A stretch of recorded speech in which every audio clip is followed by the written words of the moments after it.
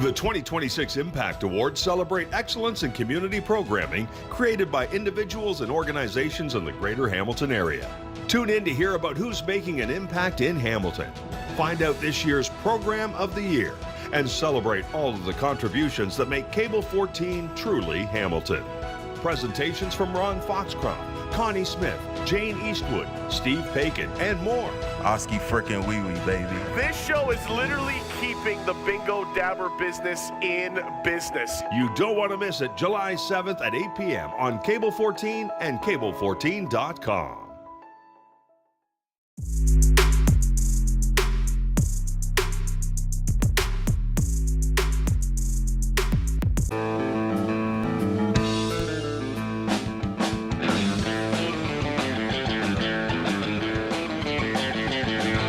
To work in the mill, just a shucking that steel.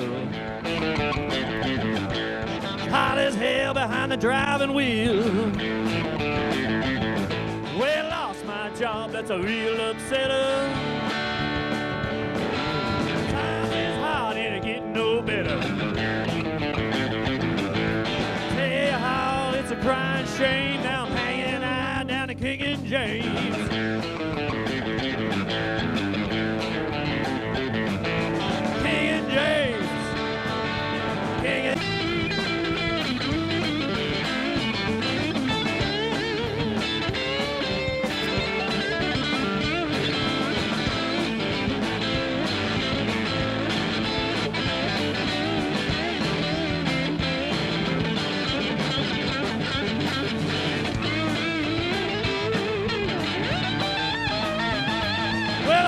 Smokes and a pizza slice.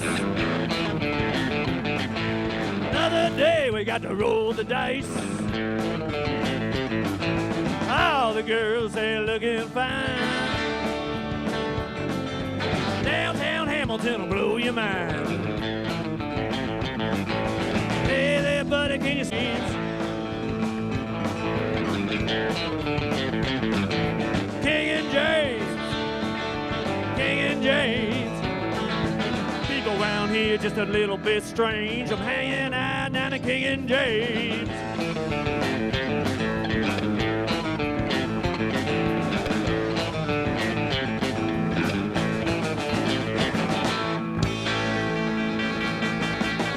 I am a champ. I am a champ. I am a champ. I am a champ. A member of the Warham's Child Amputee Program, thanks to your donations.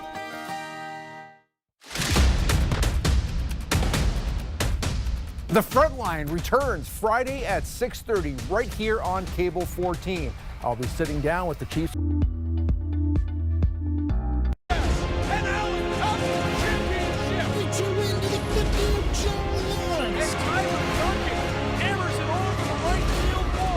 The following is a Cable 14 sports presentation.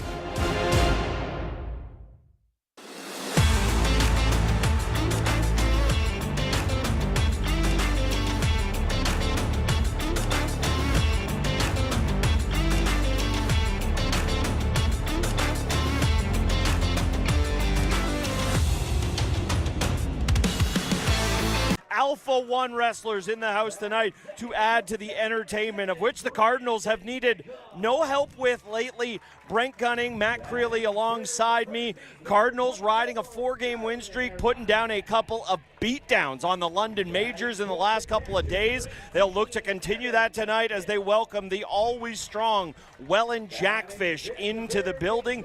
It'll be a tough task between the two teams. Hector Yan will be getting the ball, and it is an unknown starter on the other side with Abdil Saldana getting the ball for the Welland Jackfish. It'll be interesting to see the blowouts of first place London on Sunday and Tuesday definitely put the rest of the league on notice, but this is a tough opponent coming to town. The Welland Jackfish at 14-8. Welland is one game ahead of the Cardinals in third place in the CBL standings. Hamilton has not beaten Welland here at Bernie Arbor in over 2 years.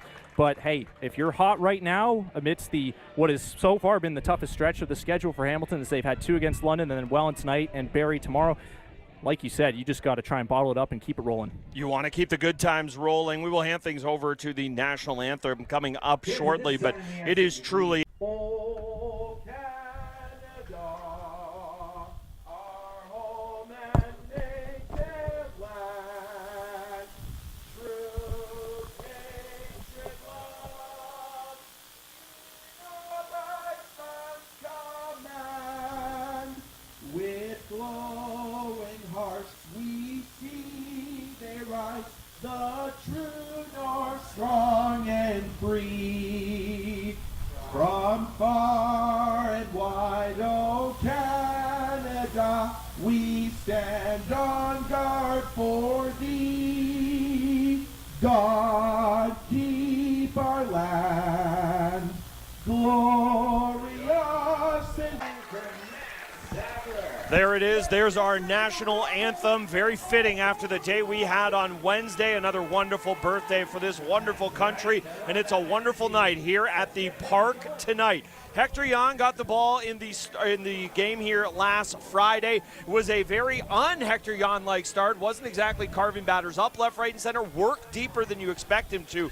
I'll be curious to see what version we get of him tonight. The good news for the Cardinals, whatever version of Hector Jan is going to show up, it's been a good one so far in 2026, Matt. Yeah, and I think the big story from last Friday was how he our third in the league.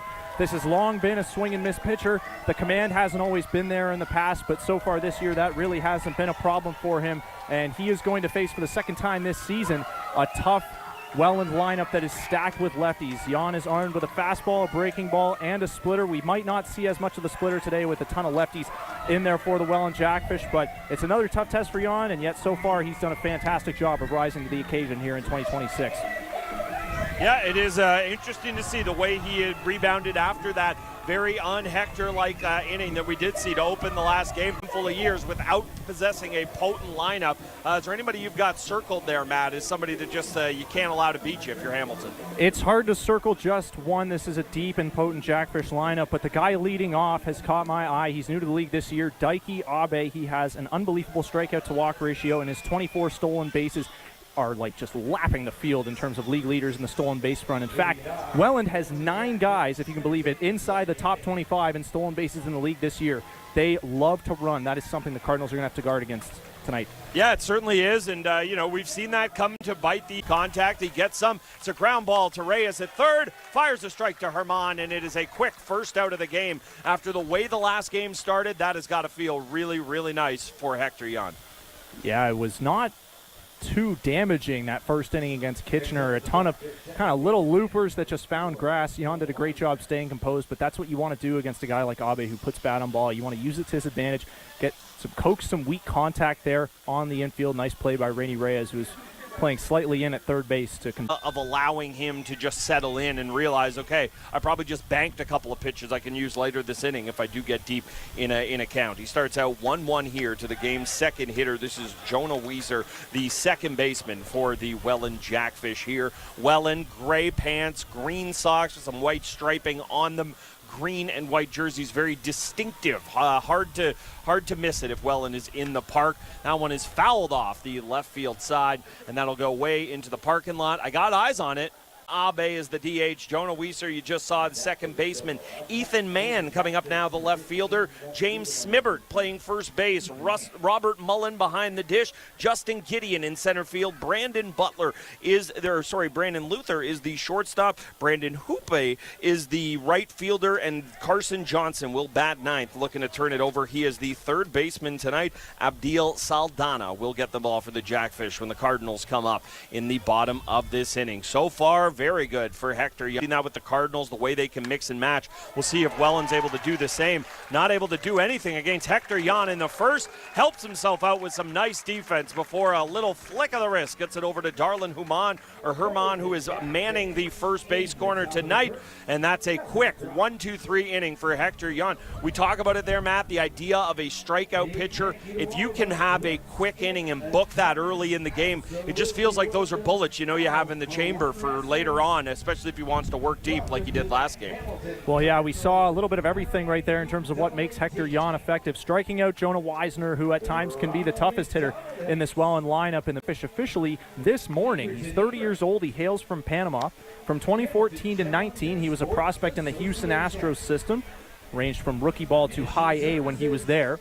In 2023 and 2024, he pitched in Quebec in the Frontier League for the Quebec Capitales. He was teammates with Jackfish center fielder Justin Gideon there for a while, so perhaps that is where the recommendation came from.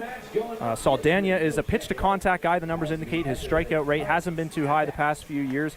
I think there is a bigger benefit for a pitch-to-contact guy or more of a strikeout pitcher when he's facing hitters that have really never seen him before, because you could easily make the argument on either side. You know, if you're a pitch-to-contact guy, you can see the contact being even weaker if it's a repertoire you're not with, but obviously the strikeout pitcher is a little more used to setting people up, so it'll be curious. We'll get into that as the inning goes on. Here's number 5, Tyler Duncan, leading it off tonight, and I got to shout him out because he's in the building tonight. My son wearing his number 5 Cards jersey. This is his favorite player, so he is pumped up here to pitch. Watch one. That's exactly what Tyler Duncan does, but it's in there for a strike.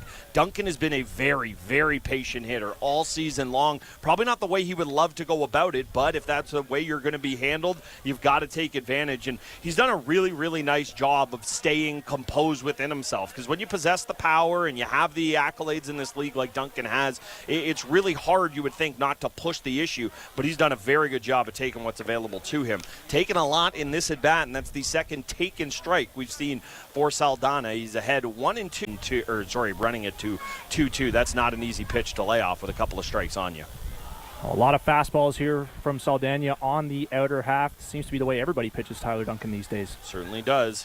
There's Duncan swinging over the top of it, or could not catch up with it, and he will be struck out for the first out of the game from a Cardinals perspective. It's got to feel pretty good for Saldana getting his feet wet. There's Duncan. You just saw him lead off with the strikeout. Brandon Nickel the Elder will be playing short. Darlin Hermans at first. Evan McGill behind the dish. Rainy Reyes, the middle, hits one to his positional counterpart, and the shortstop makes the play, just getting Nickel at the bag. And much like we saw from the Jackfish in the top half of the first, that is a quick couple of outs for the Cardinals here.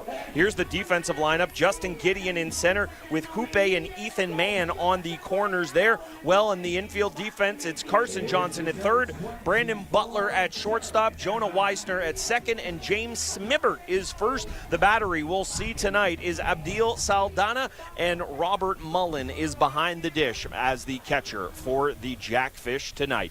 Here is Saldana looking for match Hector Jan with a quick 1-2-3.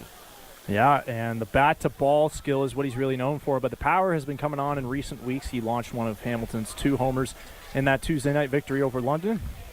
Yeah, a couple of beatdowns for the Cardinals this week. Got to feel pretty good. The Majors actually have the best record over the last 10 games. They're 7-3 in their last 10. The 2 losses, they come by a combined 22-1 score. To the 2 of the 3 losses come by the combined score of the Cardinals there. So it has been incredibly impressive what they've been able to do against the team that's been having a pretty fine season themselves. That one is slash foul out of play, and Herman will look to stay alive here. It's a 1-2 count.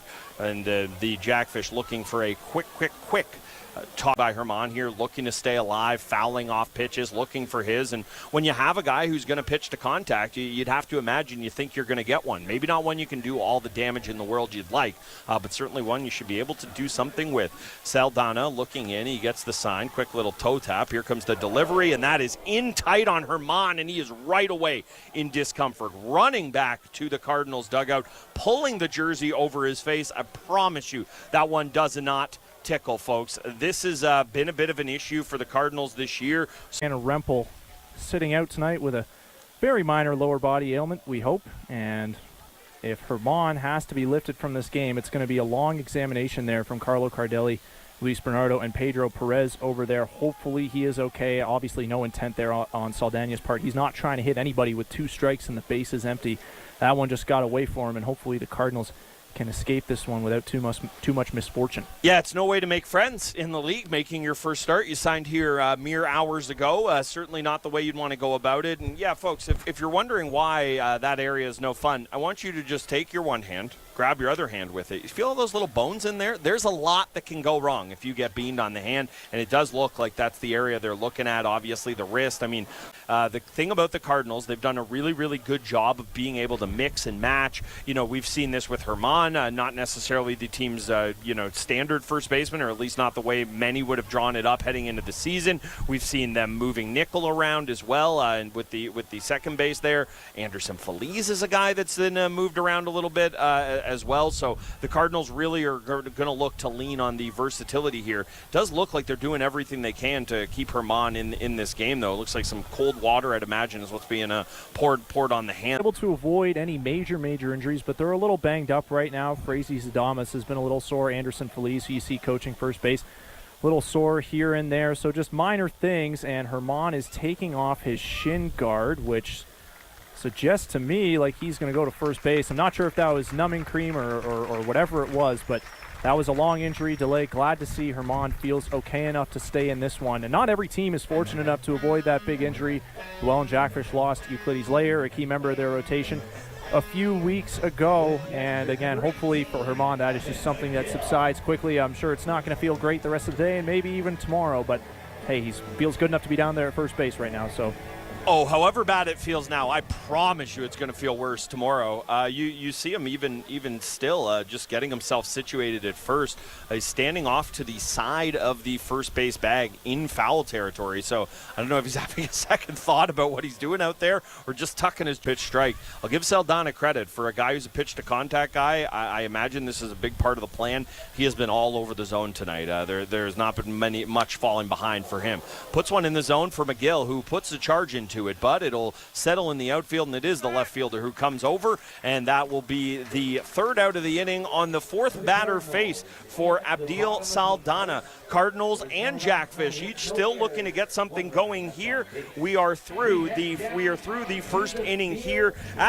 There is the QR code, as I mentioned, that you can get in on the 50-50 raffle action, even if you're not in the park tonight. Of course, in support of a wonderful cause of the Cancer Assistance Program. Scan the QR code and you can get involved in the fun as well. Of course, as always, the All-Star Game is coming upon us. It is that time of the season, and here is a little promo for the event coming up in Chatham-Kent. Players for a mid-season showdown. Chatham-Kent, it's our time. The All-Star Weekend of the new CBL era. It's history in the making. Chatham-Kent and Fergie Jenkins Field will play host to All-Star Weekend this year. Of course, always a wonderful event. I will say I love that there's not just a home run derby. There's catcher skills competition. There's a bunting accuracy component as well. You know, I'm not going to sit here and say I love watching a bunt, but I will say I've seen these bunting and shout out to Chatham-Kent really for raising the bar with all these skills competitions they're adding on top of the home run derby. This should be a good time, and hard to believe it's already next weekend. Crazy to think how fast this season's moved on. Shouldn't be crazy to think we're that deep into summer, though. It is a scorcher out there. Hector Jan looking to scorch as well. He has been scorching the competition via the strikeout early this year, and we see him try to work ahead. He has fallen behind to most of the batters that he has faced in this game, so we'll see if that way Wellen has. It's hard to keep it completely in check. That was a great pitch on the outside for Hector Jan as he gets the count to 2-2. Look for the put-away pitch here to Smibert. Jan delivers. That one is fouled straight back, absolutely right on it. It is interesting to see the way different teams go about their business in this league. You know, part of this is park factors. You're playing in a place like Christie Pitts at Domenico Field. Maybe you want to lean into the power element a little more because it's there. Obviously, Welland really leaning into the speed element in that regard, like we've seen happen to the Cardinals a few times this year. Yeah, and Welland leads the league in runs scored. They lead the league in walks, and they lead the league in stolen bases. So they're not leaving much to chance in terms of what their offensive identity is. The power numbers haven't been as strong as years past, but they've still been able to be the most effective offense in the league so far, at least on a total basis because of it. And James Smibert there, you can see why at times Hector Jan is a tough at-bat for lefties with all the velocity and the the high spin breaking. Oh, you know, he's in the game because he can play, but interesting to see Darlin Herman handle the ball for the first time since getting dinged on the wrist there in the first inning. Seemed to have no problem taking the pick-off throw, although I believe it was the other hand that got dinged. It would be the throwing hand, the right hand for Herman there. That one goes high, and all of a sudden run a count to 1-1 for Jan here, looking to continue what's been a dominant season for him. As you mentioned, a lefty that has the strikeout stuff he has. I thoroughly adore these kind of retro white circle with the red bird on them. It's just a great look here, and fitting on a Friday night. A little throwback here. I love it. Jan with a quick peek over at first. That one's going to be chopped up the middle. We'll look for a double nickel. Nickel. Airmails the throw to first. He'll take a quick turn, but Herman able to get over there, so it will just be the one out made. It was pretty close to a tailor-made double play. You must be the one out made. It was pretty close to a tailor-made double play. You imagine Trevor is going to want to have that one back. And ironically there, I think the saving grace for Trevor Nickel was the fact that he didn't get... If Hector Jan could, he would choose to just deliver the exact same at bat again and get that ball in the exact same spot. You imagine you're going to be out of this inning. Can't imagine you're going to see that. That's a great point. You know, it was a very odd transfer. Seemed fine, but just you could tell from the jump that was just not a comfortable throw that Nickel was making there. Also, Jan has the lefty-lefty matchup to work with there and using it with the breaking ball on the first pitch, and it runs it to 0-1. Jan working ahead for a strikeout pitcher. They put bat on ball a lot. Gideon, the veteran from Pickering, Ontario, this is his 8th season in the CBL. He spent a couple years away in the Frontier League, but he spent a few years with Hamilton around 2019 to 2022, I believe that was. It's one of my favorite things about this league is you know, I'm doing my prep, doing my research every day, getting ready for the broadcast, is how often, oh yeah, he's had an experience here, or a guy's had a cup of coffee with the opposition. A lot of turnover in the league, and, you know, obviously growing in prominence, but not necessarily in team size there. So interesting to have a beat on it. He's going to make a play in the gap, but it's actually Dominguez who tries to get a hand on it. It ricochets out of the glove. That ball, there appears to be a runner hung up.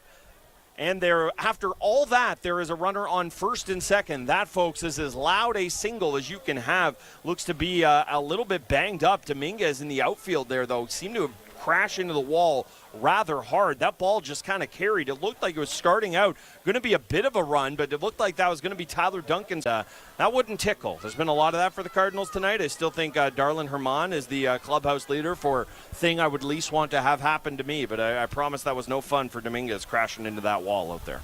Yeah, another injury scare. Gideon did a good job splitting the outfielders with that ball. It looked like he got under it, but got some good wood on it. It kept carrying, and we talked about his struggles with the strikeout, but this is a guy who has some raw power to his game as well, and he got totally hung up between first and second, but because of the collision out there between Dominguez and the wall, Cardinals took a little bit longer getting that ball back in the infield. So, hey, it could be worse. First and second one out, and the double play is still in order. Yeah, given how hard that ball was hit, I think that's something Hector Jan would be A-OK with.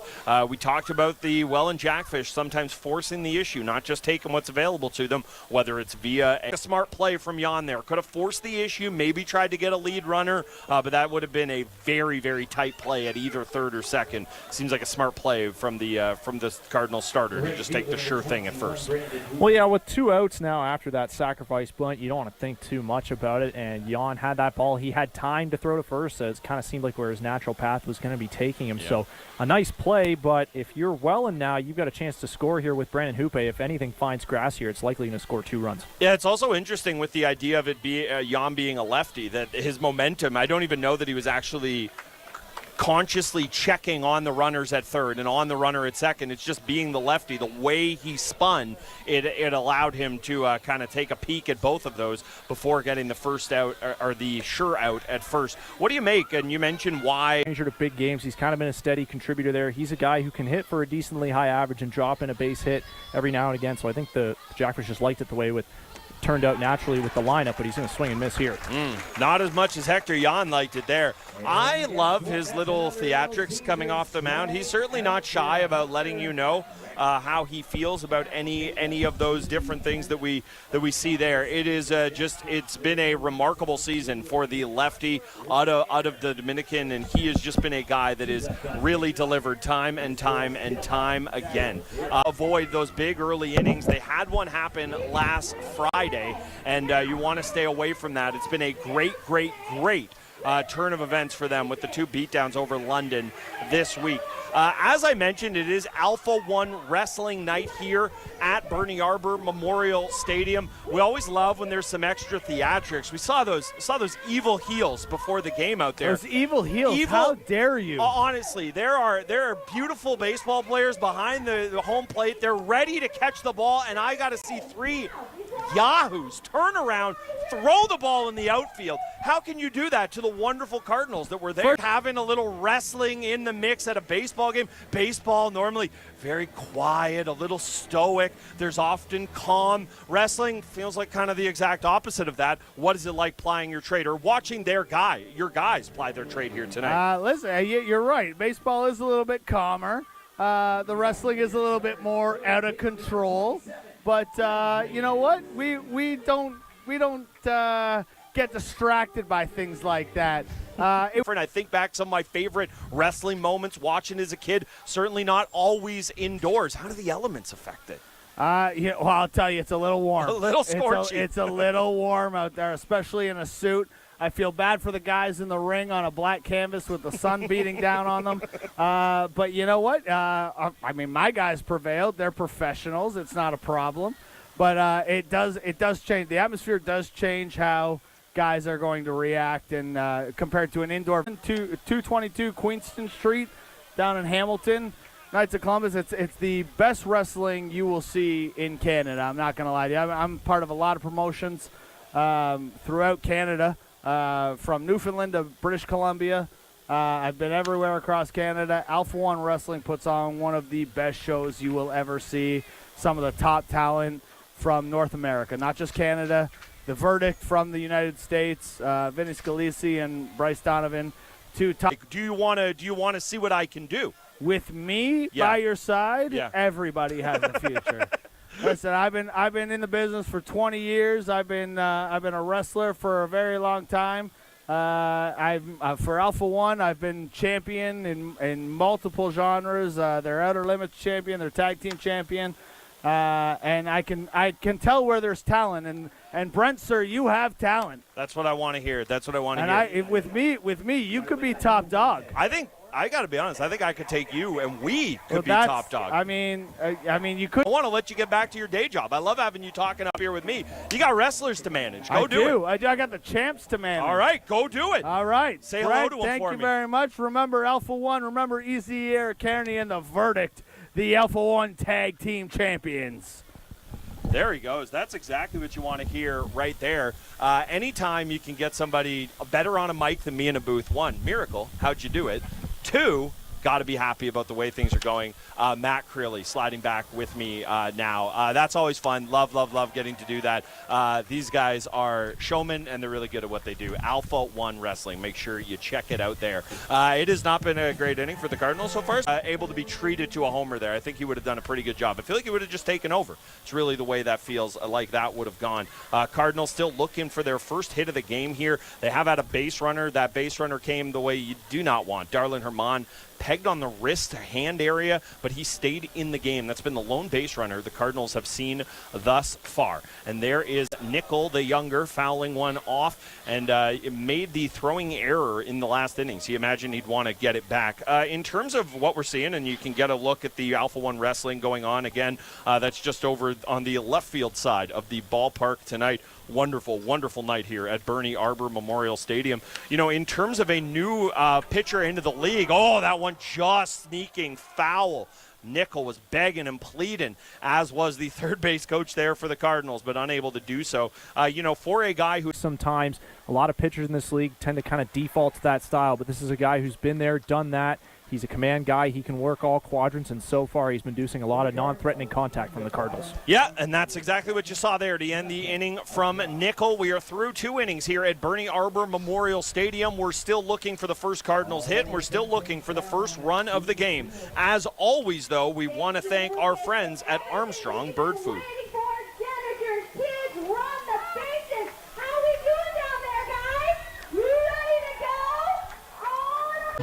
Feeding Cardinals since 1986.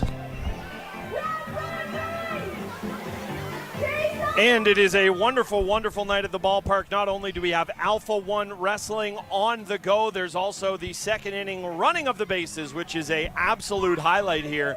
But if I could break a little news to you, to let you know how good the wrestling is, I told you, my kid's here tonight. This is his favorite part of the night, running the bases, and I don't see him out there, and I'm pretty sure it's because he is just sucked in by all the wrestling going on in the park here tonight. It is awesome. You know, the Hamilton Cardinals do a great job. They run a lot of different promotions. Had the circus night, the other night. We've seen the murder mystery night. That's one of the more unique ones. I do think this night has just added a completely different element into the ballpark. I mean, you got wrestlers just walking around the park.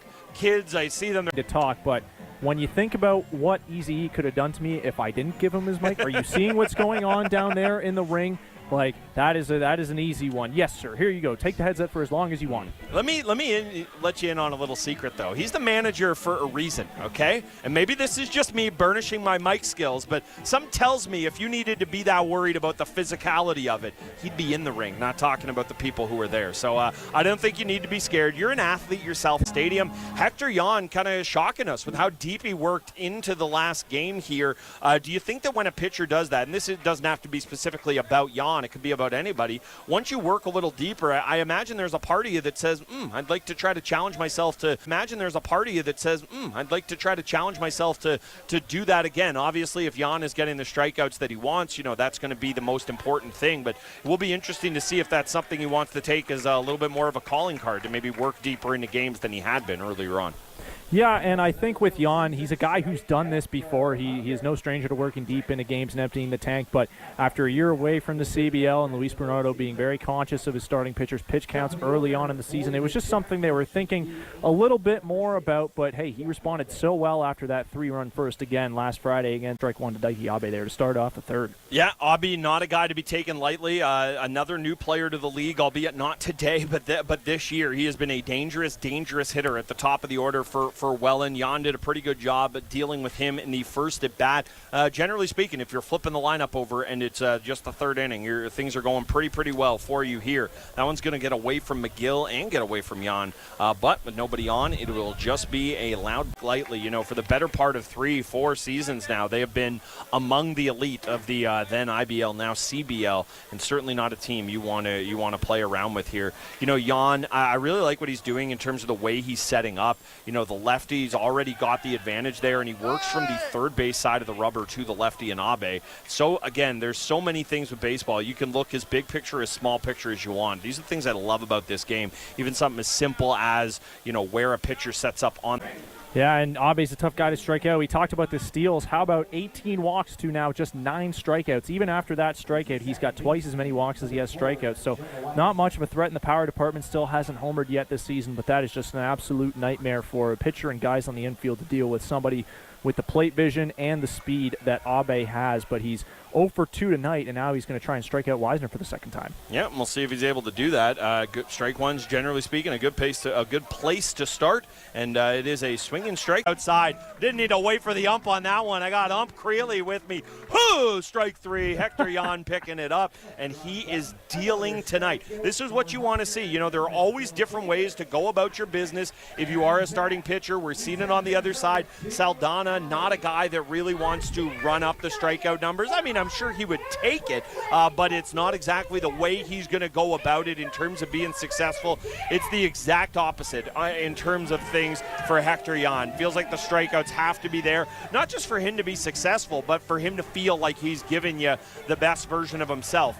In terms of what you're looking for tonight from the Cardinals offense has yet to really get going. I would imagine the feeling in the dugout there in the clubhouse has got to be something along the lines of, this is a pitch-to-contact guy.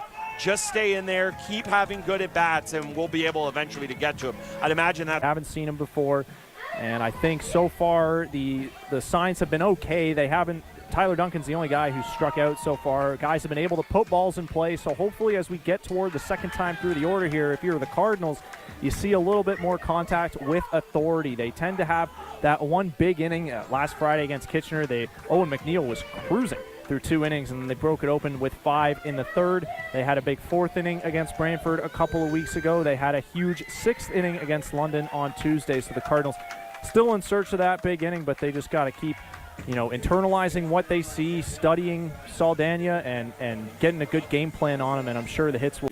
Inning to inning for this Cardinals team. We see Yolki Pena up at the dish right now. He's going to lead things off in the third for the Cards.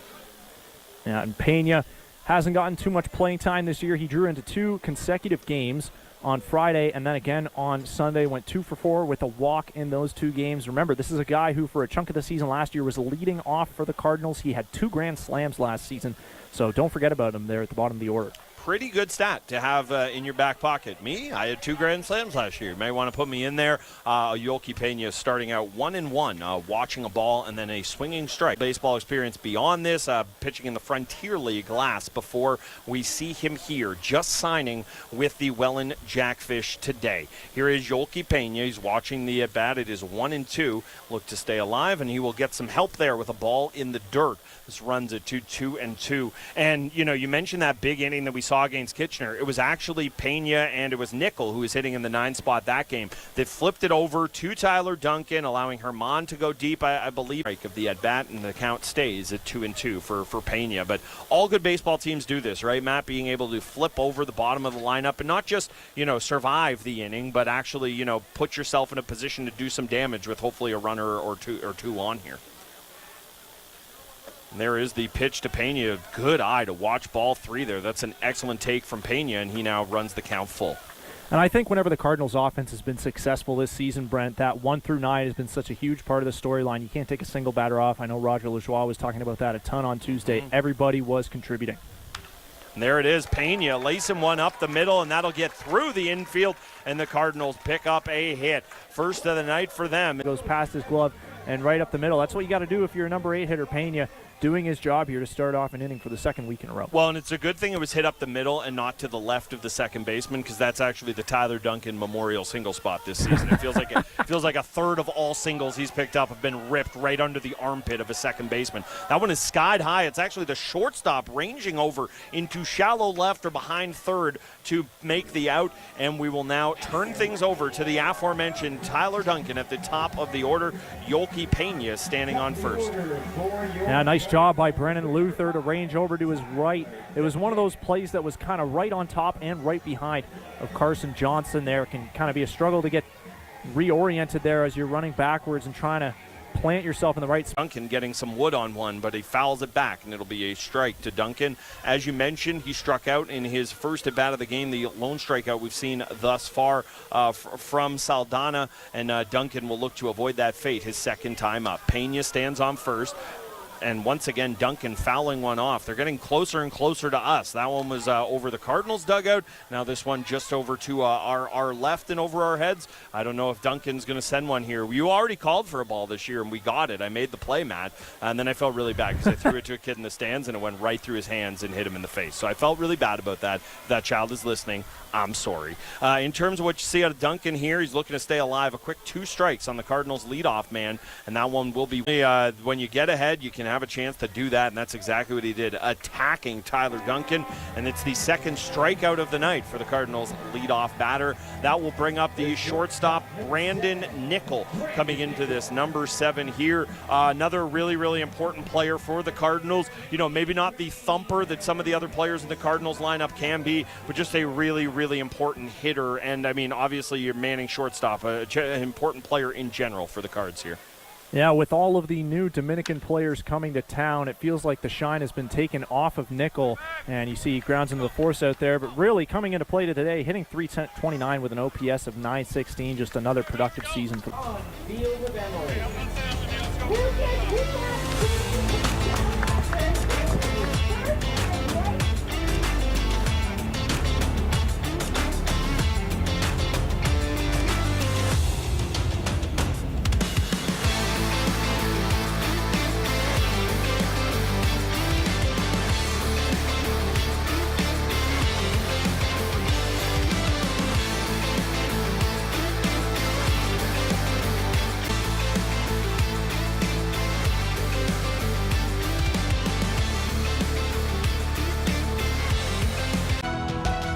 2026 Impact Awards celebrate excellence in community programming created by individuals and organizations in the greater Hamilton area. Tune in to hear about who's making an impact in Hamilton. Find out this year's Program of the Year and celebrate all of the contributions that make Cable 14 truly Hamilton.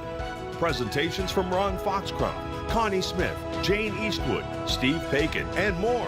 Oski frickin' wee wee, baby. This show is literally keeping the bingo dabber business in business. Alcoholics Anonymous. We're here to help. For more information, visit aa.org and download the Meeting Guide app.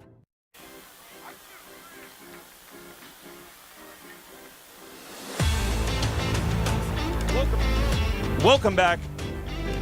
Welcome back. Here we are at Bernie Arbor Memorial Stadium. Hamilton Cardinals home tonight on a beautiful Friday night. I was going to say, I can be a baby about the weather sometimes. I'm always crying, oh, it's too hot, it's too cold, it's too windy. It was too hot earlier. It is perfect right now. Just a beautiful day. Got a little breath of air blowing across the ballpark. And Hector Jan is on the mound for the Hamilton Cardinals, looking to continue dealing, and that's exactly what he's done, picking up another strikeout. I feel like we just got back from break. Weeder's pitch. That one sneaks through McGill, sneaks through the umpire, and all the way to the backstop. That'll be ball one. I jinxed him. Shouldn't have been talking about how good a job he was doing working ahead in the count here. Ethan Mann striking out there on 3 pitches, and Mann is a guy who's really hit his way into the upper third of this Jackfish order. He's been white hot the past few weeks, an OPS of 999 coming into play today. Yeah, here is first baseman James Smibbert up to bat now. Excellent piece of hitting by him in his first at-bat of the game, just dumping one into left field over the head of Rainey Ray. Anything other than the starting rotation with how good they've been this year, Matt? Yeah, there's a reason all 3 of them were named All-Stars. Hector Jan, Frazee Zadamas, and Owen Boone were all voted to go to Chatham-Kent. Jan has been, again, just dealing ton of swing and miss, ton of strikeouts this year. It really feels like he's been at his best for most of the season. That ball is hit a mile in the air. Rainey Reyes settling underneath it. Barely had to move, but had to think about it for about a minute straight as that thing hung up in the atmosphere. That's what happens when Jan's bringing the heat. You're going to see some like that. And Jan really settling into this game. As you were saying, the starting rotation, I mean, obviously when you come into the year with the reigning league MVP as the ace. If they can get Boone back to his 2025 form, which, I mean, hey, Sunday was a great step in the right direction on that. Maybe a little motivation facing his former team, perhaps. 8 shutout innings from Boone on Sunday afternoon at Labatt Park. Yep, pretty good way to go about it. That's something you certainly like, and we're seeing a ball hit to left field there, and he will settle underneath it. The way the batter took a look at that one, I think it felt a little better coming off the bat than it actually ended up being. That'll be another quick inning for Hector Jan here, and the Cardinals, from a pitching perspective, they just can. Cardinals, the hope here is that Saldana will falter and make a few mistakes because he's been around the zone a lot. He's been on the corners. He's been doing a good job of avoiding barrels more so than missing bats. But if you're striking out the guy at the top of the order twice and inducing weak contact from everybody else, it feels like he's been in the driver's seat for the vast majority of this ball game. And the Cardinals now second time through the order coming up here. Duncan and Nickel have already bat for the second time here this evening. It'll be 3, 4, 5 due up. They got to be hunting for mistakes here because, hey, he's not that wild. He's throwing them strikes. They got to try and get deep in counts, but more importantly, do what they've done well all year, which is hunt mistakes and punish them. We're going to see Darlin Herman's up. There are full-on wrestling matches. I've actually got an excellent perch of it right here. I can do the thing where I'm doing my job and telling you all what's happening in this wonderful Cardinals game, but all I got to do is turn my head like 12 degrees to my left, and I can watch all the wrestling I could ever want. Wow, very athletic move by the ref over there, flying in the air. He looks like one of the wrestlers. In terms of the Cardinals here, Darlin Herman, we talk about his importance. It'll be interesting to watch him this at bat, see how comfortable he is. Obviously, if there's any issue with the wrist or the hand, you imagine they would have taken him out, but it doesn't mean that there's not going to be a little bit of uncomfortability up there at the plate. It'll be interesting to watch him for the first time since he got dinged in the first inning. Yeah, Herman is a good old-fashioned gamer. Fun fact, he's actually an active member of the DR military, so this is a tough guy. He knows how to hit. I said it on Tuesday. Feels like he could roll.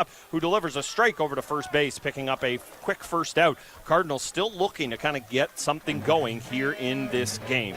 Evan McGill is a guy who has been supplying no shortage of charge to the Cardinals offense this year. And, you know, when you build out a team, a guy like Evan McGill's got to come as a little bit of a surprise. Obviously, you don't bring a guy guy in if you don't have some element of high hopes for him. But if you can get a catcher that can just do a good job of handling the staff in his first year in the league, you're going to be happy with it. Never mind how big an offensive presence McGill has been for this team.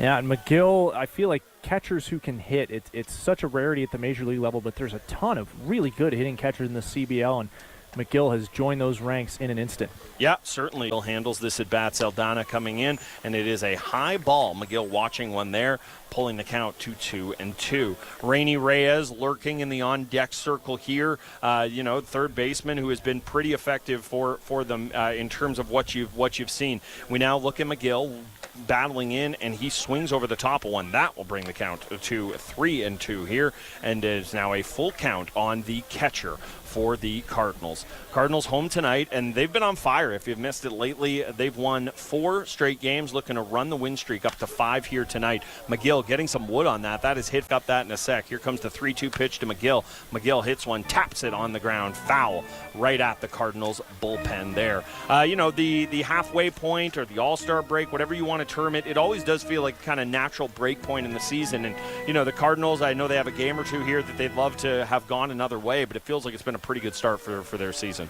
Yeah, they're definitely ahead of the pace they set in the first half of last season, and I think one thing you got to keep in mind, though, especially if you're the Cardinals coaching staff and management, is that the All-Star break is not actually the halfway point for them. They only got today, tomorrow, and then 2 more games before the All-Star break, so that schedule is really going to pick up second half of here, and we got to look at the check swing there. McGill confident all the way. He had tossed that bat before they even went for the check. This is a lineup that needs all parts of it to be clicking, to be successful. Top of the lineup has not been able to do much tonight. We'll see if the bottom 2/3 are able to pick them up here. And Reyes lashing at one foul. It had to be a hit and run with the way that pitch was and what he was swinging at there. Not exactly the selective hitting that we've seen, or selective pitch taking that we've seen from the Cardinals tonight. So it seems like Luis Bernardo trying to get things going a little bit here for his Cards. Yeah, and that ended up not being the best pitch to do it on, but to make the play, and it is a second out of the inning for the Cardinals. Evan McGill is standing on first, but once again, it's a quick 2 outs. Carlos Dominguez coming up to the plate now. Number 30, outfielders, played a little DH as well. We did see him bang into the wall in a big way earlier in this game on a hard hit by Welland because of the runner in front of him and because of the way the ball got back into the infield. It was just a loud single, but good to see. Score! Carlos Dominguez is coming right behind him, and all of a sudden, offense has been a little light today, is feeling anything but as the Cardinals pick up the first 2 runs of the game. There you go. Some shock value into this ball game for the Cardinals. As you said, Brent, just not a whole lot going on. We saw Bernardo trying to get the hit and run going, the batter before, and a nice long walk by Evan McGill to start the inning off ends up paying dividends. It's really surprising given Carlos Dominguez's frame. Now, he's a stronger guy than he may look. He's not the tallest guy out there, but that is just such easy power. It is really hard to hit one out on a line the other way at this field. Dominguez made it look easy, though, and it's 2-0. Yeah, Carlos Dominguez, you could only say, oh, and that one's going to drop in. Looked like it was going to leak foul. Nickel pushing the issue. Helmet flies off. He's going to get into second, and oh, they're calling him out. That's as close. Cardinals baseball, and we'll do that right after these words from our friends at Rawlings. Uh-oh, Cardinals fans, if you're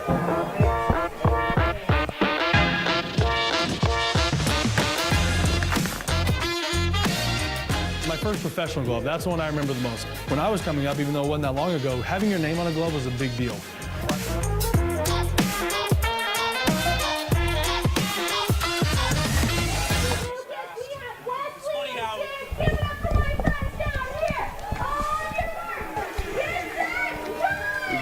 Welcome back here. It is another beautiful night at the ballpark here. It's Alpha One Wrestling Night at Bernie. You could see it, the little lean back right as he hit it. He had a feeling that one was pretty good. And Carlos Dominguez, you're right, does not always come across on camera. I promise you in person it does. You'd never meet Carlos Dominguez and go, you don't look that strong. He looks very strong in person. Doesn't always translate on TV.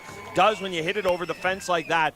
And that was sorely needed from the Cardinals. This was just a a listless night from both sides offensively. Hector Jan doing a really, really good job of limiting everything with Welland, and Hamilton really kind of struggling to get something going. That has been their MO, not necessarily. Numbers, they are quietly kind of manhandling the Jackfish in the power department this season. Welland has been the more effective offense overall, but the Cardinals are pacing them in terms of team home run totals. That's a big one there for Carlos Dominguez, and in a pitcher's duel, it feels like every run means so much. Yeah, it certainly does. We're going to see two guys in this inning that had an excellent view of the Carlos Dominguez homer. First up, the second closest man to it, Justin Gideon. He's the center fielder. He is the beer batter tonight as well. And we will see Brandon Hoopy, the right fielder, who, of course, that one went over his head. We'll see him as the third batter of this inning. Here is Gideon into the lineup. As you mentioned, a little familiarity with him and the starting pitcher tonight for the Jackfish in South. Continue cruising the way you have been, and that's a pretty good start as Rainy Reyes creeping into foul territory to make that play just short of third base. Hector Jan's been a guy who's been able to deliver. He's been able to shut the door. You really want to do it after you break this game open, or at least put some offense on the board with the homer from Dominguez there. And with Jan, last time he faced Welland, it was one of those things where Welland kind of got better against him as the game went on, and he's going to try and prevent that this time. Jan got off to a similarly great start against the Jackfish, put out a little bit of a mini fire there in that second inning. Unable to do so there. The comebacker just misses him, and that will go into center field for a single. Big turn around first base, though, but maybe after watching what happened with Nickel at the end of that last inning, we're not going to force the issue here, and that's exactly what you see. We have our first base runner of the inning for Welland. That brings Brandon Hoopy up to the dish, the right fielder here.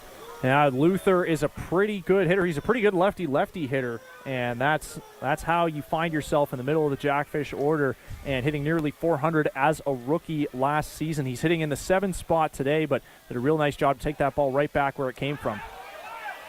Oh, little pump fake on the call there. It looked like the ump had maybe thought about out and ended up being safe. This is away from getting Luther at first. And we'll see a look at it here. Oh, that's ball popped out. Okay, you know what? I'm gonna give credit to the ump there. He was out, and then he said, "You dropped the ball." Actually, he's safe. So that's just credit where credit was due. Got to squeeze it, and good call by Blue there on the corner. Hector Jan working in this one, falling behind a little bit. This has been something I've noticed with Jan, and it happens to a lot of pitchers that as you get base runners on and you start to cause more or give more attention to them, it can be a little harder to stay as locked in and dialed at the plate. You see the base runner going, that ball is fouled back, so he will be headed back to first. Hard thing to do, to focus on the runner that you've got on base, try to pick them off because he has done such a good job of that, while also being locked in and paying as close attention or giving all of your attention to the batter at the dish. Half inning as Carlos Dominguez hit one over the right field fence. It was a 2-run homer, scored Evan McGill, who got on base via a walk there. Cardinals up 2-0 on the Jackfish. They're looking to run their win streak to 5 in this one. Here comes the pitch from Jan. Gets a swing and a miss there, and that's exactly what he wants to do. That's a pretty good way to be effective if you're anybody. That's a pretty good way to be effective if you are Hector Jan. Yeah, it looked like a splitter there on 2-1 to get back even in the count. Might have been another one right there. That's Jan's big weapon against righties, and it's kind of a theme how the left-handed splitter is not that common of a pitch, but hey, you can't be a big swing and miss guy like Hector Jan if you don't know how to neutralize. But you'd like to have at least one pitch that allows you to neutralize the other side of things. And yeah, the splitter is certainly a good way to do that. Jan allowing the one base runner here, but looking to get out of the inning. He's got a quick strike here on the batter, and it ends up getting hit to Nickel.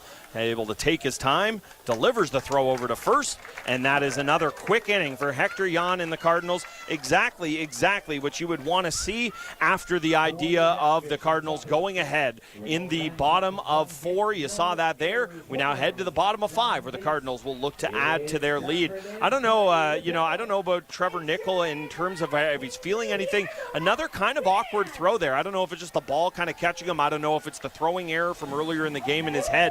But it'll be curious to kind of watch Nickel as this game. It's what you got to do. Just stay in front of the ball any way you can.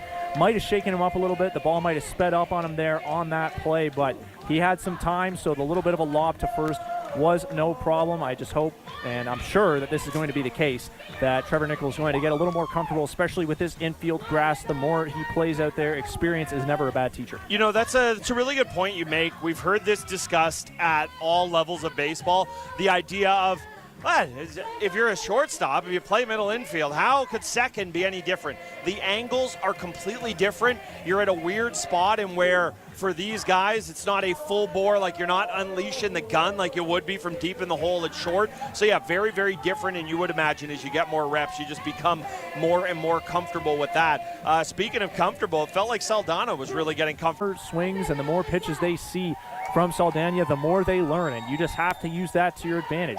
Carlos Dominguez didn't do much his first at-bat, homered in his second one. Yoki Pena started a couple innings ago with a base hit off of Saldana, so you just got to, again, see more, internalize everything, and just use what you learn to your success.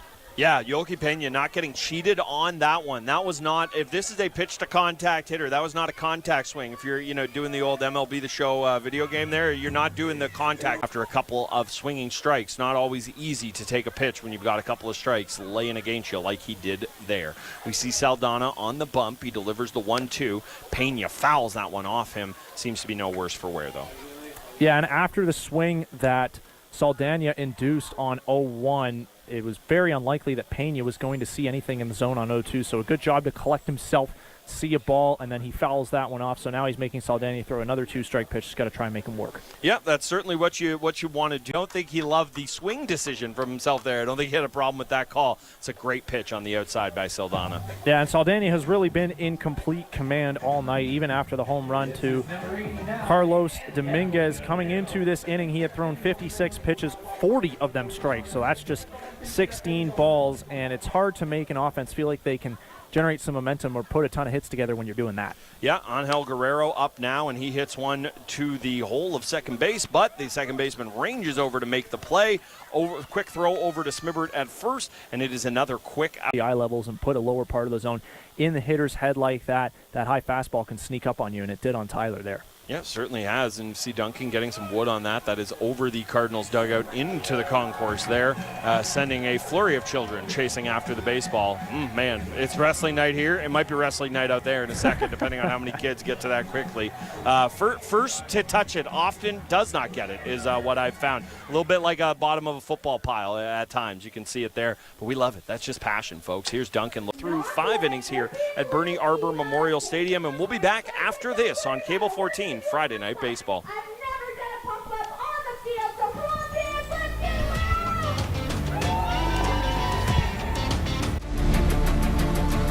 Close all the exterior hatches. Let's move. Let's go. Go, go, go, go. We used to be best of friends.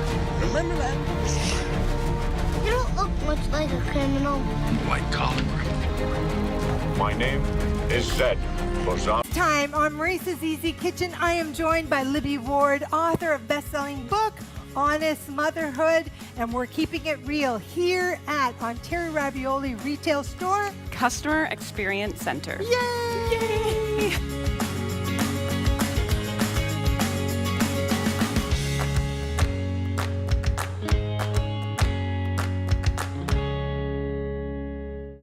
These days at your local Legion, we're marching to the beat of a different drum. On a mission to support veterans, to have fun, and to welcome everyone to our ranks. You don't have to be a veteran to join the Legion. And as a member, you'll join thousands.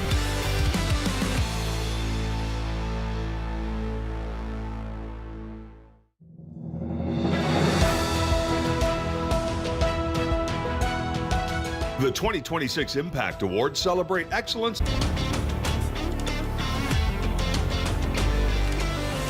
Welcome back here. Another beautiful night at Bernie Arbor Memorial Stadium. Cardinals up 2-0 on the Welland Jackfish as we start up the 6th inning here. Cardinals up 2-0. That's been pretty much the only offense we've seen in this one today.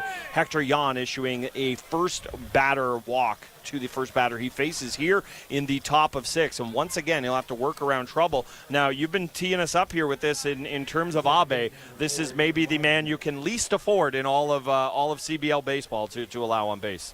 Yeah, the league leader in stolen bases by a lot. I would not be surprised to see him going here. And this is the type of guy you need to really start a rally. If you're going to play station-to-station baseball, Abe is your man. He can get on base, he can get bat on ball, and he can fly. We have a runner going in Abe and a throw from McGill. That one appeared to tail away from the side of the bag. He wanted it to, but that was an excellent pop time by McGill, able to get the ball down there, and Abe is thrown out at second. Great tag by Brandon Nickel. I mentioned already multiple times how hard it is to throw Daiki Abe out. That is a big first one, and to put the cherry on top, that was a strike to Jonah Weisner too, so it's 0-2. The old strike him out, throw him out. You absolutely love to see it there. Pitcher's best friend is the double play, but I don't know. It's dogs to diamonds. You know, they like them both in terms of the strike him out, throw him out. Important that caught stealing is Welland's trying to get going offensively as well. They haven't really done much off of Hector. We talked about how quiet it's been for the Cardinals against Saldana, and to get that out with Jonah Weisner at the plate and then to strike him out, now you're with 2 outs and nobody on against Ethan Mann. This is just a great spot that Hector's put himself in right now. Well, we've seen this before with Jan. If that runner gets to second, we've seen it, gum up the works a little bit in terms of the way he's been able to go about his business. So Evan McGill's done a pretty good job controlling the run game. The man up at the, it's not man up. It is Smibbert up here now. And no, it is man. He just skies one into the outfield. Tyler Duncan looks to be settling underneath it. He does exactly that, and it is a quick inning for the Cardinals. Hector Jan, I would like him to keep his day job, and I'm a little worried about his safety if he picked up the side hustle I'm about to mention. He's got some wrestler in him. We had the manager up here earlier. I was wondering of him of how I'd be good about it. Big frame, good on the mic. Hector Jan needs no mic. I am enjoying his presence up here. Does a little shh right after getting out of that inning quickly. This guy is a showman out there, and why wouldn't you be given the way he's performed thus far? Yeah, Jan is a fiery guy. He's one of those people who can make himself heard. No mic necessary. This has long been a part of his game, long been a part of his personality. For guys who have been in the league a while, they've seen it. The Cardinals have seen it on the wrong side. He's had more than his fair share of good outings here at Bernie Arbor when he pitched for the Guelph Royals. And pitchers nowadays, Hector has done a good job delivering for the Cardinals on a night where they've only scored 2 here through 5. Yeah, I think the only real argument for getting Saldana out of this game is you're getting to the part of the lineup that he had trouble with last time, where McGill drew the walk and then Dominguez was able to take him deep. That's really the only argument you'd have for it. And on the Cardinal side of things, I mean, Jan has just been cruising, doesn't appear to be slowing down. Obviously you have pitch counts and things along those lines to monitor. And given how busy your team's been, though, you also want to walk. It is Alpha One Wrestling in the building tonight. Great job entertaining young and old, I confirm, of both. My child, 5 years old in attendance, also a 39-year-old man texting me during this game about how much fun he's had enjoying the wrestling tonight. So I'm sure you can creep above that age bracket, and people be loving it all the same. Cardinals are loving what they see tonight. It is a first pitch strike, though, for Saldana to start things off, and that has been very much his MO to start the at-bat in just about every at-bat we've seen so far. Nickel fouling one off here, and it's a quick 2 to support the great debut they've had from Saldana here. Yeah, you certainly do. Nickel starting to time it up a little better, though. That one was fouled more or less straight back at us into the netting in front of the fans in attendance tonight. It is a wonderful night here at Bernie Arbor Memorial Stadium. Sun more or less setting. It's still peeking through the sky a little bit, but certainly not going to give anybody trouble. Stadium lights have come on. Saldana making his debut, delivering, and that one is a ball low and outside. That'll run the count to 1-2 as Brandon Nickel watches one here. And this has been the thing about Saldana here in the 6th, is Saldana is working very quickly once again. And Brendan Luther, defense is not the best part of his game, but he's been playing a real good shortstop tonight. That one took a couple high bounces and then all of a sudden just started rolling. So he did a good job to get his glove down and make sure it didn't go through his legs, and then an absolute cannon over to first base to retire Nickel. Yeah, we just got a video of him spitting into his hand, and that's baseball, folks. That's what that is right there. So, yeah, if they go into the crowds, you can go touch them, but just know what you're getting yourself into. There is Herman watching a first pitch a first pitch strike. And rare for Herman to take first pitch, too. Yeah, very rare. You'll see Saldana come back, although this has almost always been a waste pitch. And Herman a little too close to just watch it, but swats that one away. Effortless power. You can see it there. That's just a get out of here. That's not trying to hit the ball for a hit. That's just a protection swing, stay alive. And he hit that thing pretty deep down the right field line. So it is still 0-2 on Herman. He got dinged in the hand early on in this game. And there he puts a charge into one. That one is hit to left center field. converging on it, unable to make the play though. The center fielder diving, and Herman's going to stretch it. He's going into 2, get the slide, and it gets away from the second baseman, but Saldana, the pitcher's backing it up, and that is a nice piece of hitting by Herman to pick up the play at second base. Maybe with a true cannon of a throw, they get Herman there, but the Cardinals will take the extra base hit any way they get it. That is just their second extra base hit of the entire ballgame. Yeah, certainly can, and this is a good part of the lineup to have somebody on base. As I mentioned, Evan McGill was the first run scored today. He came across from the Carlos Dominguez 2-run homer. There was just a couple of batters after him after he drew a all-important walk. We'll see if this part of the lineup can come through once again. And yeah, you mentioned the beat Gideon had on that ball. He was the only one that was going to be able to make a play on it, and just did not have a chance there. Gave it his all, stretched out as well as you could, seemed to have got a pretty good jump, and yeah, sometimes you can't place it any better. There's also been a lot of weak fly balls and pop-ups, especially on the first pitch of an at-bat. That is not something the Cardinals have that's not a mistake. They've made too much this season, and he's been inducing a lot of quick, easy outs so far. Yeah, this is the MO coming into it. If you're a pitch-to-contact guy, generally speaking, the plan is not hard contact. You want to elicit it, and a good way to do it is with those angles that you talked about there, and you see another example of it there with Reyes kind of swatting one off, but that ball was never going to be driven hard given the way it kind of jumped year. That one is low, and it'll bring the count to 1-1 on Rainy Reyes, the third baseman. Reyes here, another big spot in the game. You got a couple of outs. You got the guy who's had the game's biggest offensive moment in Dominguez, sitting in the on-deck circle. Saldana working deeper and deeper into this one. It is a 1-1 count. Quick check at second, and then kind of ties him up on the inside. That is a good pitch by Saldana, and Reyes didn't have a chance given the pitch selection to swing on there. You saw an excellent frame job by the catcher there. Reyes is upset about it, and I don't blame him. We are through 6 innings here at Bernie Arbor Memorial Stadium. Cardinals have a 2-0 lead thanks to the Carlos Dominguez bomb. And speaking of thanks, I want to give some thanks to our friends at Little Caesars, specifically the 280 Queenston Road location, always feeding our crew. And if they're going to feed our crew, they should feed your family as well. There it is, Little Caesars, including the location at 280 Queenston Road here in Hamilton. Always very happy to have them along with us tonight. I think if you're the Cardinals, you got to be relatively happy with how this has gone for you tonight. This is a team that, has not had Alpha One Wrestling's in the building. I didn't expect them to be on the field, but here they are. Hey, it looks like a steel cage match to me down there. Chase these guys out of here. We're trying to get a baseball game on.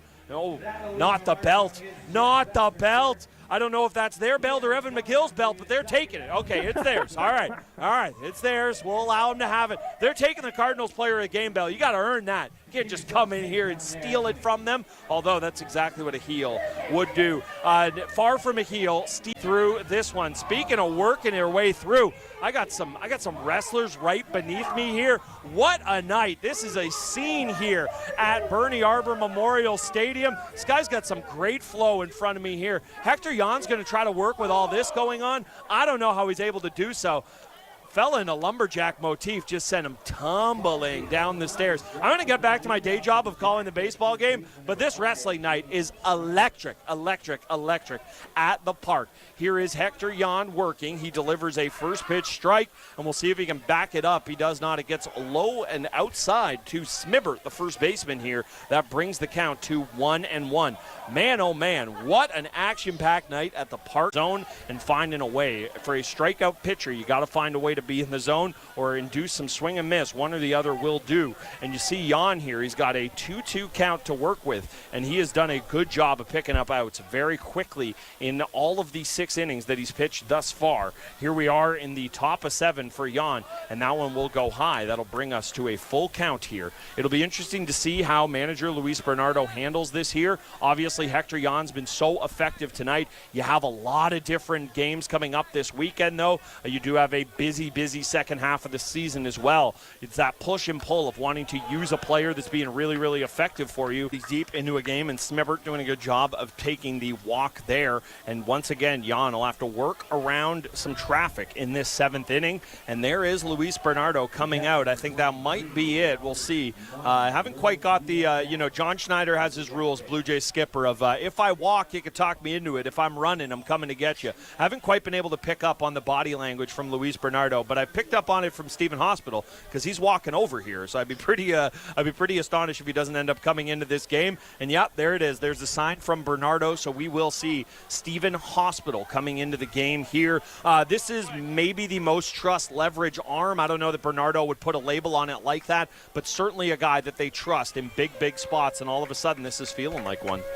Yeah, and Stephen Hospital, I mentioned earlier on Tuesday how this season has kind of been a rocky one for him after he was pretty close to unhittable for the vast majority of last year, especially during the first half. But on Tuesday night, he did a fantastic job to get back on track, pitching for the first time since that blown lead to the Guelph Royals in the 9th inning a couple of Fridays ago. He threw up a 0 in the 8th inning, 2 strikeouts, 1 weak ground ball. That was a much lower leverage situation than this, but I think that was his tune-up. I think that was more Bernardo telling him, hey, we got to get you hot again. Just the way the past few games have played out, we haven't needed to use you. Get back on track here. Show us who you really are. And I think Hospital's true colors really came out there in that 8th inning against London, and he is going to be tasked with one of the tougher power-hitting right-handed hitters in this league. I think after the leadoff walk and the righty coming up, that spelled the end of the night for Hector Jan, and it was a brilliant start indeed. He is responsible for the man at first, but how about this, Brent? 6 shutout innings, 3 hits, 8 strikeouts to just 2 walks. He did a fantastic job on a night where the Cardinals offense has been scratching and clawing for every run. There's only been one singular play where they've scored both their runs, that 2-run homer by Carlos Dominguez. So Hospital got back on the right track on Tuesday, and hopefully this is the start of him continuing to pitch in high leverage situations for the Cardinals again. I said it on Tuesday, this team is much better when Stephen Hospital is on and pitching in high leverage. This is a big test for him, but he's shown he's been up to the task before, and probably his biggest outs of the season so far here coming up.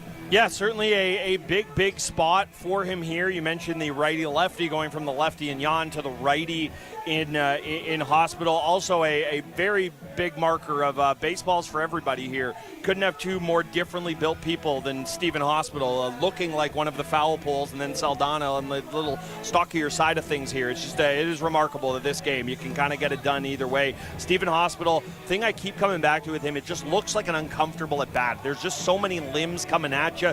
He's long. We hear this term extension in new age kind of baseball now. You imagine he'd have some pretty good elements of it there. So it'll be curious to see how Hospital can get himself back on track, because Hamilton's put themselves in a really good position this year, and Hospital is a guy they're going to need to be great if they're going to be great this year. So this feels like a pretty good spot to get right for him. Coming into the the top of the 7th here with a runner on first and no outs. That runner on first, that will be Hector Jans to deal with, but it is all Hospital from here on out, or at least until he is lifted. This is Robert Mullen in the game now, continuing in the game. He's the catcher and the 5-hitter for the Welland Jackfish here. Hospital getting the sign, no check at first, just trying to deliver or deal with what's in front of him here, and it is a 1-1 count to Hospital. In terms of pitch mix for Hospital, does he have something he's leaning on? How many pitches does he typically kind of work with here, Matt?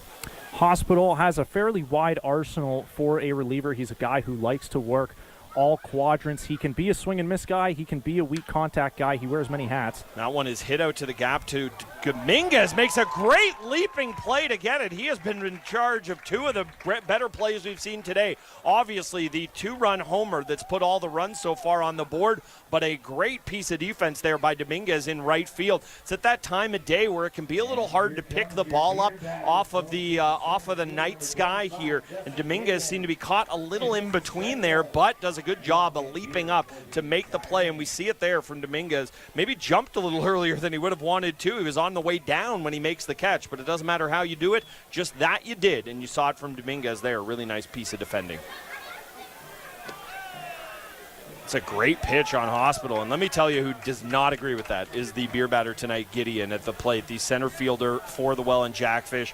He thought that was inside. The ump thought it was just fine, and it is a first pitch strike for Stephen Hospital. All of a sudden, a double play gets him out of this inning, and as you mentioned, certainly something he is open to working with here, just like all pitchers are, especially if you're a reliever. You're going to come in with a little traffic. It's nice to be able to strike everybody out, but if you can induce the ground ball to get yourself out of trouble, it's a great way to go about your business as well. Here is Hospital working with the 1-1 count. This is Gideon, the center fielder for the Welland Jackfish. He's also the beer batter tonight, so if they strike him out, it will be a beer happy hour for the rest of the inning. Gideon not wanting to play ball with that at all. He lashes one to left field. That's going to cause him to get to second. He took a stumble making his turn there, but it'll be runners on second and third with just one out in the inning as Stephen Hospital has now run himself into a little bit of trouble here. Yeah, a couple of hard-hit balls given up by Hospital in this inning. Dominguez's play kind of got him out of that predicament there with Robert Mullen, but then the lefty Gideon, seeing a righty for the first time in this one tonight, sits back on that ball, takes it the other way. They were definitely not playing him to take it the other way. There's a lot of room down there in the hole on the left side of the infield near third base. Doesn't get far enough in the corner to score a run, but a big RBI opportunity now for Brendan Luther.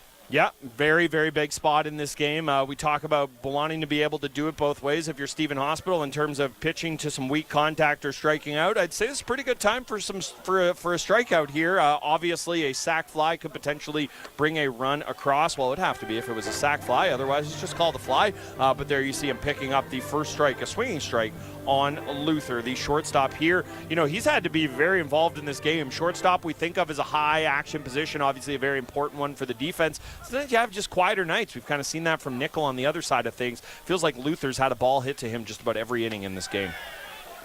Now, a couple strong defensive plays for Luther. One of them earlier on his shortstop counterpart, Brandon Nickel. Hospital ahead of him here 0-2. Yeah, really nice piece of pitching by Hospital. Again, he's been doing a good job of attacking that inside portion of the plate with left-handed batters. We saw from Gideon before he slashed that one into left. If you definitely want to be able to operate inside, not allow guys to get extended. Really, really nice job of Hospital doing that so far in this at-bat. And all of a sudden, he's got 2 strikes in what would be a very, very good spot to pick up a strikeout. Hospital looking in, not too concerned with what's going on around him. After all, they're on second and third.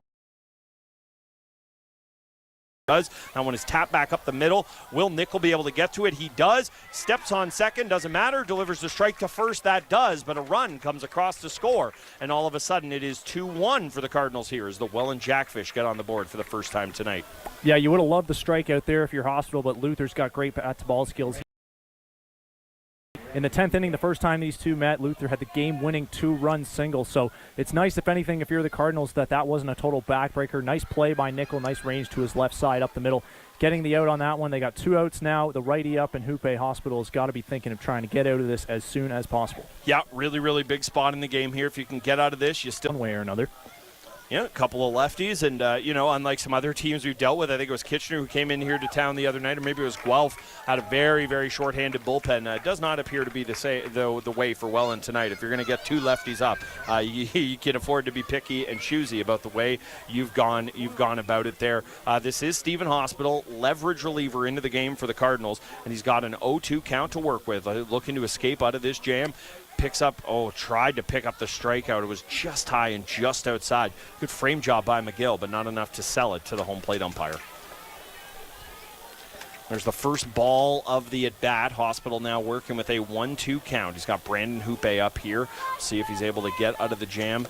Unable to do so. That is a great, great block by McGill. Really good job of keeping that in front of him. If it gets to the backstop here, absolutely welcomes the possibility to score with the amount of space that is that's behind the dish here at Bernie Arbor. 2-2 count. Hospital looking to get out of the 7th inning here relatively unscathed. Has already given up the run. That one low and outside. Really, really patient at bat from Hoope after falling behind here. And all of a sudden, it's another full count for Hospital. You would hate to hand out the free pass and bring up a Hamilton native in Carson Johnson, who's playing third, sitting in the on-deck circle. Here it is, full count. Hitting, that is Hoope standing at first base after hitting one just to the to the left of Trevor Nickel there at second base. That's a tough play to make. There have been other ones tonight that maybe Nickel would have liked to have had back. That was just a really, really tough play for Nickel to make there. Yeah, that ball definitely had some giddy up to it. Nickel, maybe one of the best defensive second basemen in this league, makes that play. But again, tough to really get a good jump on that ball. Hoope hit it hard. That's a great at-bat by him, working it full after falling down 0-2 with a couple ugly swings. He really gathered himself there and came through for his team. That's a Or at least I do, the idea of the first decision a manager makes having to be the biggest one. And, not say it would have gone differently for somebody else, and you certainly understood pulling Hector Jan when you did. But Hector Jan was cruising, allowed the one base runner, and all of a sudden, in that same frame, Hospital looking to get out of it, and it is a 2-2 ball game here at Bernie Arbor. Glove on it, delivers the throw to first, where Darlin Herman digs it out of the dirt, and the Cardinals will get out of this one, not completely unscathed and not with a lead. It is now tied 2-2 heading in to the bottom of the 7th here. Crazy how fast games can flip up on their head. Hector Jan giving them a very, very good outing. He's on the hook for just the one run, as you mentioned there. Stephen Hospital getting tagged with the other, and now the Cardinals find themselves having to dig out of a tie once again in this one. And for the second straight contest between the Jackfish and Cardinals this season, we saw it at Bernie Arbor a few Sundays ago. Game late in the game. That one went to extras a few Sundays ago. The Jackfish prevailing 5-4 in 10 innings. It's going to take some more clutch hitting in the late innings here in this one, and we are going to see a new pitcher into this ball game for the Welland Jackfish. It is the big lefty Eric Johnson. He was recently brought in from the Coastal Carolina Conference in the NCAA. He's an American guy. He has come into this season so far, and through 4 appearances, 9 2/3 innings. So this is a guy who can go multiple innings. The Jackfish have a lot of multi-inning relievers down in that bullpen. It's why they're tough to beat late in games. Johnson, 3.72 ERA, 1.20. The Cardinals are going to have to contend with a crafty lefty here after dealing with the crafty righty Saldana. And hey, no matter what happens here in this one, the Jackfish have definitely got to be happy with what they got out of Saldana. It's just one start, but when you lose a guy like Euclides Layer, that can be a tough guy to replace, especially on the import side. And Saldana came in and did more than his job today. Oh, if you would have told any team you're going to sign a guy the day of the game and you're going to get the results you got here, bringing in a guy that can go a couple of innings, because this game could go a couple of different ways here. All of a sudden you run into trouble. Maybe you're looking at more of a leverage role, but if you're able to kind of steal a couple of innings out of this guy, then maybe you're able to, save your pen for more games coming up this weekend. It'll be fascinating to see the way it shakes out here. Cardinals will be looking at a new pitcher for the first time, and honestly, I know Dominguez is maybe the lone guy not feeling this way. There have got to be some guys happy not to see him back in this. It was not a case of the Cardinals just hammering the ball all over the yard. Dominguez did that, but other than that, there was precious little hard contact on Saldana. So you got to think they like their chances with a new pitcher coming into the game. Exactly, and the Cardinals against lefty reliever Pedro de los Santos out of the Welland bullpen. He pitched a 10th inning. He allowed 1 run. That was the ghost runner, so it wasn't an earned run to this season. A lot of new curveballs being thrown their way, figuratively, and sometimes literally, too. We'll see the way it goes. Here is the man that's provided all the Cardinals offense tonight. It's Carlos Dominguez. He put a charge into one over the right field fence in the 4th inning of this ball game. And here's Dominguez now looking like he's showing bunt there. Obviously bunting for a hit. There's no reason other to if you're other than that, if you're doing it as the leadoff batter in an inning. That's what you see with Dominguez here. It's been one of the most interesting. There's really no one way they do it. I'd say with other teams there are. Like the Kitchener Panthers, they're going to look to find any way to get on base and run wild on you. Feels like the Cardinals have had games where small ball is a very big part of it. They've had games where they've leaned on the 1 or 2 big innings. It really does feel like Luis Bernardo, he doesn't have a way in front of him in any given game. I mean, just look at Dominguez. He's such an enigma in himself. The home run power, but he also loves bunting. He loves running a bit of a wild horse out there in right field. Yeah, and you certainly saw that. He made the attempted play crashing into the wall earlier in this game, then made the jumping catch on a ball a couple of innings ago. So, yeah, it's far for him. He would love to not be done with that here. And he watches one high. Very swaggy the way he throws that bat away. I know we're not bat flipping walks in the year 2026, but I like that one from Dominguez there. It's almost like he was a center on an offensive line. Downside hook, and then snap the bat back right between his legs. That'll get on the order, but Bernardo clearly wants the righty Jaden Brown with the lefty up.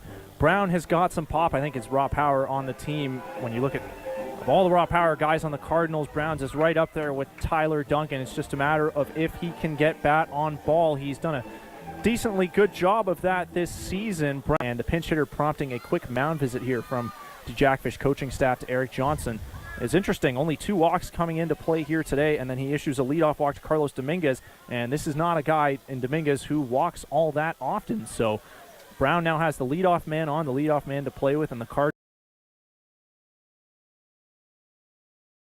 here in this bottom of the 7th. Yeah, obviously bigger fish to fry once you get through this inning, but you wonder what the Cardinals will do defensively. It's actually Nickel he comes in for. Pena still sitting in the on deck circle. My bad. No, that's fine. I mean, Lord knows I've made a couple mistakes in my day, but the idea of Brown not a infielder by trade and who stays in the game, but if he's able to deliver the knock that matters here, that's really kind of all that matters for the Cardinals in the way they've gone about it tonight. Jaden Brown is the pinch hitter in for Trevor Nickel, who is playing second base tonight. And that is a healthy cut from Brown against the lefty Eric Johnson. You mentioned the frame. You got better eyes than me. I couldn't see it from the bullpen over there. Find his timing here. Yeah, Dominguez, as you mentioned, though, not scared to run here. Doesn't appear to be thinking about it too much. He wants Johnson to think about it, but he doesn't seem to be thinking about it. There's no secondary lead once the pitching motion starts for Dominguez at first there. So we'll see how they're able to go about this. After giving up the 2-run lead that they had now. We do have Pedro de los Santos back up in the pen there, and Saldana, as you mentioned, 80 pitches, so effective in this ball game tonight was the Welland Jackfish starter. He's given way to Eric Johnson, the first reliever we've seen from Welland tonight. Obviously, the Cardinals tapped into from him. This is a 1-2 count on Jaden Brown, the pinch hitter, into the game for Trevor Nickel, playing second base tonight. Brown taking a healthy cut at that, but swinging over the top of it. And there's the first strikeout of the game for Johnson, and it's the first out of the inning for the Cardinals. And that's something we've seen a lot of from Johnson so far in his CBL career. Loves that of the zone. So a big strikeout there after the leadoff walk for Johnson, and he gets the platoon matchup back in his favor here. Yeah, certainly does. This is Yolki Pena stepping into the box. We'll see if they get Dominguez going here. This has been an element of the Cardinals game that really hasn't been unused tonight. It's been hard to do when you don't have a lot of traffic to his delivery there, so I would not expect him to be going, but I don't know. Maybe it's all playing possum for the move to come. Really does seem like they're moving things around here. I see Brendan Vu up in the on-deck circle. It'll be interesting to see if he comes into this game. Obviously, McGill has been such a force for them offensively, but this is the thing about Luis Bernardo's. Yeah, and Jeremy Veyu's a guy who can take a walk as well. The matchup's clearly top of mind here for Bernardo. He is a righty, still searching for his first hit on the season in limited playing time, but Jeremy has long been one of the more patient hitters that you will find in this league. Yeah, and it would be 9-hitter Angel Guerrero who would be coming in for. Again, we'll see how that all shakes out if that is the way this goes. Of course, signs of going until now when he does. The ball is hit hard on the ground by Pena. That was a good jump from Dominguez. Feels like that would have been a pretty close play if Pena was unable to get bat on that. Obviously, it would have been strikeouts. They wouldn't have been thrilled about it, but really, really nice jump from Dominguez there. Yeah, tough to fault the Cardinals on either side, batter or runner, for the execution there. About it, and there it is. There's the Yolki Pena at the dish, watching one on the outside. Does not like the call. That's a big breaking sweeper, some type of breaking pitch, landing on the outside. Lefty breaking ball to the outside corner. That is just as uncomfortable as it gets there. That's a really, really confident pitch that Eric Johnson threw in a big spot for him there.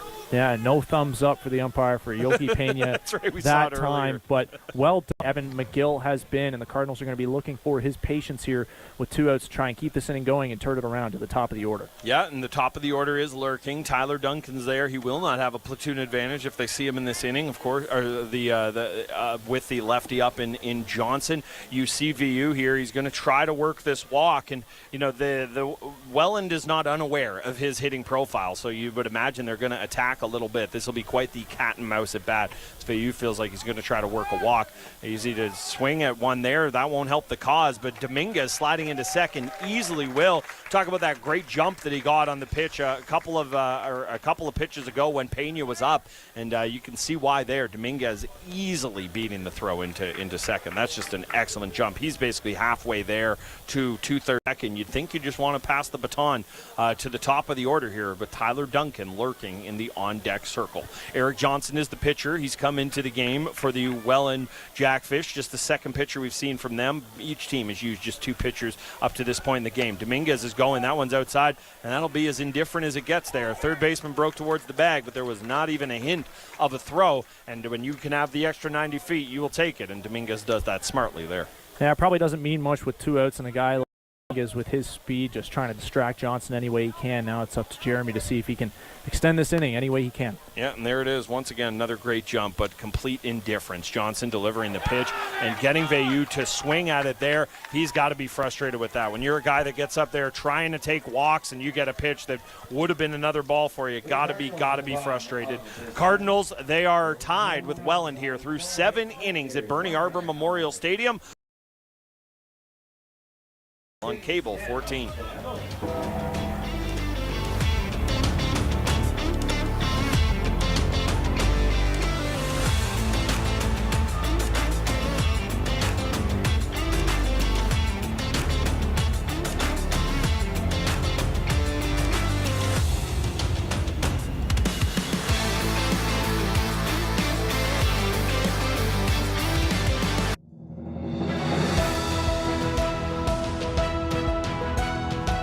The 2026 Impact Awards celebrate excellence in community programming created by individuals and organizations in the greater Hamilton area. Tune in to hear about who's making an impact in Hamilton. Find out this year's Program of the Year and celebrate all of the contributions that make Cable 14 truly Hamilton. Presentations from Ron Foxcroft, Connie Smith, Jane Eastwood, Steve Paikin, and more. Oski frickin' wee wee, baby. This show is literally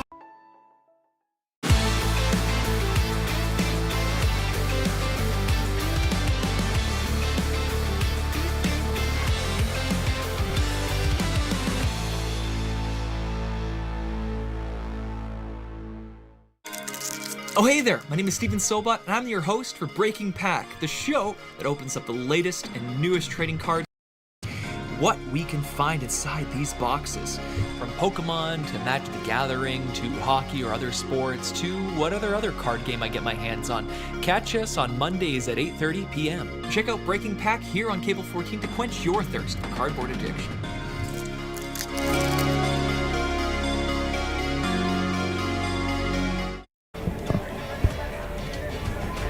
The order to lead off with the Jackfish. That's when the Welland Jackfish got a couple on the board. Stephen Hospital came into the game after Hector Yan was lifted, and he was unable to get out of the jam. Yan responsible for one of the runs, Hospital responsible for the other. It is knotted up at 2s here. We have a new pitcher into the game for the Cardinals. It is Gadget coming in to work this inning, and the lefty gets a pop-up bunt from Abe there. Reyes was already charging in and wouldn't have had a play on it regardless, and that one goes foul for a strike on Abe. This is the top of the order for Welland. You know, whenever you're cruising in a game, and it really did feel like the Cardinals were doing that, the late tying in the 7th inning feels like you really got to take a little bit of an exhale here and just try to get back to what you were doing, because this game has certainly taken a turn from how it felt after that Dominguez shot earlier on. Over the years, another big inning for him here. Yeah, certainly. And, you know, how do managers show relievers they trust them? They put them in spots like this. It can be a little nervy. It can be a little nerve-wracking, but these are the moments you want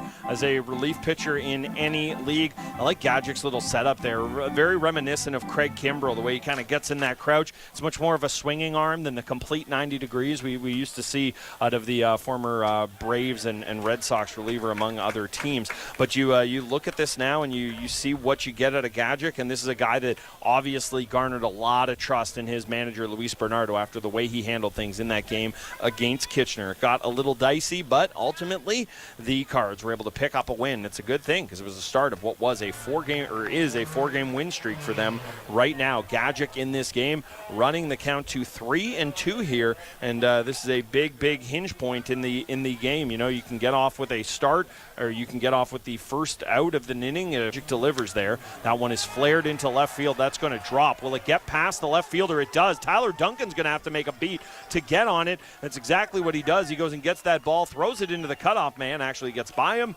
but it does not get by Rainy Reyes at third, which is where the runner would have been heading anyways. It's a good piece of hitting, and that's Cardinals. Yeah, even if you're not pulling a guy like Abe to pull, which, I mean, you could go either way with it. He can make contact to all fields. Yoki Pena has got to cut this ball off. It was not a great route to it. He let it get by him. It's also tough where you have a guy playing kind of shallow there. It felt like the first move. I mean, not to get into that stance from Gadget there. I told you, he gets a nice little crouch, lets the ball kind of hang there in his left arm as he gets ready to deliver. You see Nichols playing some games with Abe there. That one is fouled off the foot, it looked like, of the Jackfish batter, and that'll be a strike one as Gadget looks to pick up an out here. Be very, very big if he could get a quick out here and all of a sudden have a very different complexion to the inning. Defensive changes here. Brown coming into the game, he is playing at first. Darlin Herman sliding over to second, while Pena is now the left fielder for the Cardinals here. I believe this is the first time we've seen Jaden Brown play first base in a Cardinals uniform. I could be wrong on that. Definitely think it's the first time this season. Well, and the high bar to reach, because we've seen some wonderful plays at first base. Obviously, Rempel unavailable tonight. He's made a few. Herman's made some great plays as well. See the sacrifice bunt. Will it be more than that? No, it will not. That is a great defensive play by your pitcher in Gadget. You know, especially with a catcher that's as defensively capable as Evan McGill is behind the dish there. That's excellent work by Gadget to get in there quickly. And as we talked about earlier, you want to be assertive. If you're going to take a ball, take it. Be loud about it and go get it. And that's exactly what you saw from Gadget. Really, really nice piece of defending there from him. One does not get that deep into the infield, and Gadget's able to make the play on it. And it's a good thing that was a strong throw, because it was kind of to the glove side of the bag. Yep. For Jaden Brown, and had Weisner been a little bit quicker, had that throw come a little bit later, it probably hits him. So that's a big first out for the Hamilton Cardinals, but now you've got Abe on third with good speed and less than. So man is really just going to be tasked with trying to put the ball in play here, and I believe Luis Bernardo is just coming out to remind Gadget of the game plan. Hey, this is a righty, you're a lefty, he's going to be trying to get bat on ball, so just telling Gadget and all the infielders what to expect here. If there was ever a spot for a strikeout or a pop-up on the infield, this is it. Really, really good spot for that. You mentioned Brown not overly familiar with first base there. That's not an easy place for play for him to make. That is a ball that you have to go into the line of possibly can, and you just got into the game as well, several hours after it's starting. So I got to get as much credit as I give to Gadget there. And if we're doing credit pie, he's gotten like 70% of the credit on that play. That's a really, really nice job by Brown, though. And as you mentioned, infield all the way in. Everybody with a foot on the grass, with the exception of Reyes, who is really trying to cut something down. Feels like a massive, massive spot in the game. It is man up. It's Gadget on the bump. He's the third Cardinals pitcher we've seen in this game. He's looking to get out of a jam. It's Abe on third, and he's got wheels, as you mentioned there, and that's another strike, and that's a really, really good way to go about your business. If you're Gadget, that'll be nice too. We'll see how Gadget goes about it. We'll see if there's a waste pitch here, although you have to be careful with that, given the speed on third base. You certainly don't want to risk anything getting away from your catcher. Here comes the pitch from Gadget. That one is flared into right field. Will be deep enough to score, presuming the catch is made, and it is by Dominguez. Strong arm coming to lead on the sac fly from Mann. Yeah, Ethan Mann was up against the wall with 2 strikes there, but he does his job flaring it the other way.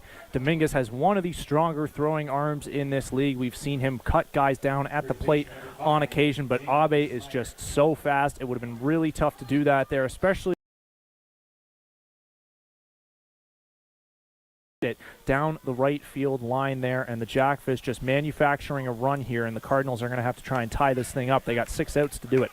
Well, and it's also the trajectory of it, right? That wasn't one of these balls hit to the outfield that we've seen where it hangs up there forever, and Dominguez could really kind of get himself set, get himself into that kind of positive how much power there is. That ball is hit hard over the head of new first baseman Jaden Brown, but so far over his head that it ends up being foul there. That's some hard contact and not something you want to see if you're Gadget in this spot. Yeah, thankfully for Gadget, Smybert kind of flew open there. He couldn't quite keep it fair. With the bases empty, a base hit is not. Yeah, that's it. It's not the devastation of a base runner here. It's the devastation of losing the guy at 0-2, and you certainly do not want to do that. Here comes the pitch from Gadget to Smybert, and he's fishing on that one. That's a great bounce back from Gadget after giving up the run in that inning, and now the Cardinals will look to get something going offensively. As I mentioned, they have 6 outs left. They got to score 1. as we head to the bottom of the 8th at Bernie Arbor Memorial Stadium. Crowd has been awesome tonight. Crowds have been better and better as we get deeper and deeper into the season. I mean, it's Friday, so these kids never have school. School is a myth to them. They're not going back to it for months and months and months. A lot of kids past their bedtime tonight, let me tell you. And I am Johnson back in the game for Welland, and why wouldn't you, given how effective he was in the last frame that we saw here. Obviously a lot of changes from the Cardinals that kind of took their shot in terms of pinch hitters there. We saw Viu come into the game, and we saw Brown come into the game as well as pinch hitters, so it'll be curious to see what moves, if any, Luis Bernardo has left. Still kind of good students of the game and relaying what they saw from him to the dugout. A lot of change-ups to right-handed batters from the lefty Johnson, especially from when he's ahead in the count. And for Tyler Duncan here, you would think he's not going to be happy to see a lefty after seeing a righty all night, but he's got the hat trick right now. 0 for 3 lefty hitters in this league. At least he has been for the past couple of seasons. It's the part of the order you want up if you're down by 1 in the late innings. And Luis Bernardo, when the tie is in order, he has loved to kind of play that station-to-station, bunt a runner over, sack fly type of deal here. So I wouldn't be surprised if the Cardinals get a closer, Davey Mendez, warming up for Welland. So they're not leaving much to assume about here, but it'll be Johnson to at least start the 8th here for Welland. Yeah, it is Caleb Sorosky up in the Hamilton pen, so you imagine you'll see a new pitcher next time the Cards come up on the mound here. They hope the score is a little different when you do so. You mentioned Luis Bernardo, a fan of that kind of station-to-station, small ball, especially late in games. I know he's a fan of it because he's asked Tyler Duncan to lay down sack bunts. That's not the way they'll be going about it here. If you want to do the station-to-station thing, you got to find a way to get the first runner on, and Duncan will be looking to do exactly that. Sees a first pitch ball, which I feel like it's the first time tonight he's seen one of those, so he's got to be feeling pretty good about the start so far. Better than to pick their guy up. Yeah, you certainly wouldn't draw it up any other way. If you have 6 outs left to play with and you get your 6 top hitters in the lineup that are going to be coming up here in one way or another, you certainly like to go about it. Obviously, the Cardinals would love it if, maybe they use a little more or a little less. Like if they use a lot more and then none in the bottom of 9th, I bet they would certainly sign up for that. See how Duncan does, and he does get one into left center field, just flaring one over the head of the shortstop. Duncan will take a turn, and for the first time tonight, number 5 for the Cardinals, the leadoff man, is on base. That's got to feel good for Tyler Duncan. The baseball gods smiling upon Tyler Duncan there. He got that one off the inside of the bat, but he's a strong guy. He was able to muscle that out to the shallow outfield. It hung up in the air for quite some time. Not sure if Brennan Luther was going to have a play on it. It ended up being just out of his reach despite the Valley. Would a pitching change be happening here for Welland? Yeah, as you mentioned, Mendez is somebody that's been warming in the pen. Certainly a guy they're unafraid to use in big spots, and it does look like that's what's going to happen as we see Eric Johnson walk off now. This isn't that new school. People have been doing this in baseball for a while. If you're the feared closer, it doesn't mean you come in the 9th about their guy, Davey Mendez. Well, Davey Mendez, the resume speaks for itself. He first joined the Welland Jackfish in 2022, and he was scoreless through his first 2 seasons in the Canadian Baseball League. Not all those full seasons, but in 2022, 13 innings in the regular season. 2023, that's the first year they won the ring, 27 1/3 scoreless innings. He gave up just 1 earned run in 2024, 5 last year. He's given up 1 this season. He pitched 2 2/3 scoreless innings on that Sunday affair where the Welland Jackfish prevailed in 10 innings over the Cardinals earlier in June. This guy is a workhorse. He is definitely one of the best relief pitchers that the CBL has seen this decade, if not the best. Just 7 runs surrendered in the regular season in his entire CBL career. So the Cardinals are going to have their work cut out for them. And, Brent, it might be a tiny bit of a shame for Hamilton that Tyler Duncan is on first right now because Duncan took Mendez deep in the preseason, though. That was a school day game, so it does not count against Davey Mendez's premier closer against a middle of the order in the 8th inning with the Cardinals, the home side, the team at bat. Down by 1, should be in for some theatrics here. Yeah, certainly will. And you know who I bet knows that fact you gave us about Mendez and Tyler Duncan would be the manager, and that's why they waited until they got through Duncan to get to this point. Obviously, the lefty-righty doesn't there. You will have it when McGill comes up later on, should you see him in this inning. So it's definitely playing the percentages, but you don't need percentages to trust this guy. You just laid out the resume and how dangerous he has been. Both teams kind of emptying the clip up here a little bit. You saw what Bernardo did in the last inning from an offensive, and game is very much at hand here. Tyler Duncan on first. This is a guy that they trust to run a little bit, as you mentioned. Running, not necessarily in the Cardinals' MO, but if they've ever been want to try it, it does feel like it's a little later in these games and a must-have-it situation. Be very curious to see the way Luis Bernardo handles this one. There is amazing to watch the defense shift in real time. He pulls back, and that is a ball one. Obviously, some mind games at play. They're really interesting to see that. The second nickel squared to bunt, you saw a complete shift in the defensive alignment there. Obviously, you don't need to worry about him pulling the ball in the same way if he's going to be bunting, but just these little gamesmanship things. Mendez not really paying much attention there because the guy he's got to worry about is the guy at the plate. Nickel flares one out. Duncan going halfway, and he's going to go all the way because that's going to drop. Duncan looking to push it to third. He'll slide in head first, and he is safe. Nickel takes a little bit of a turn, and all of a sudden the Cardinals have no out and runners on first and third. Mendez, what a great piece of hitting by Nickel to dump that one into right field. And against a guy like Davey Mendez, who throws hard, he's got 27 strikeouts in 12 2/3 innings this year.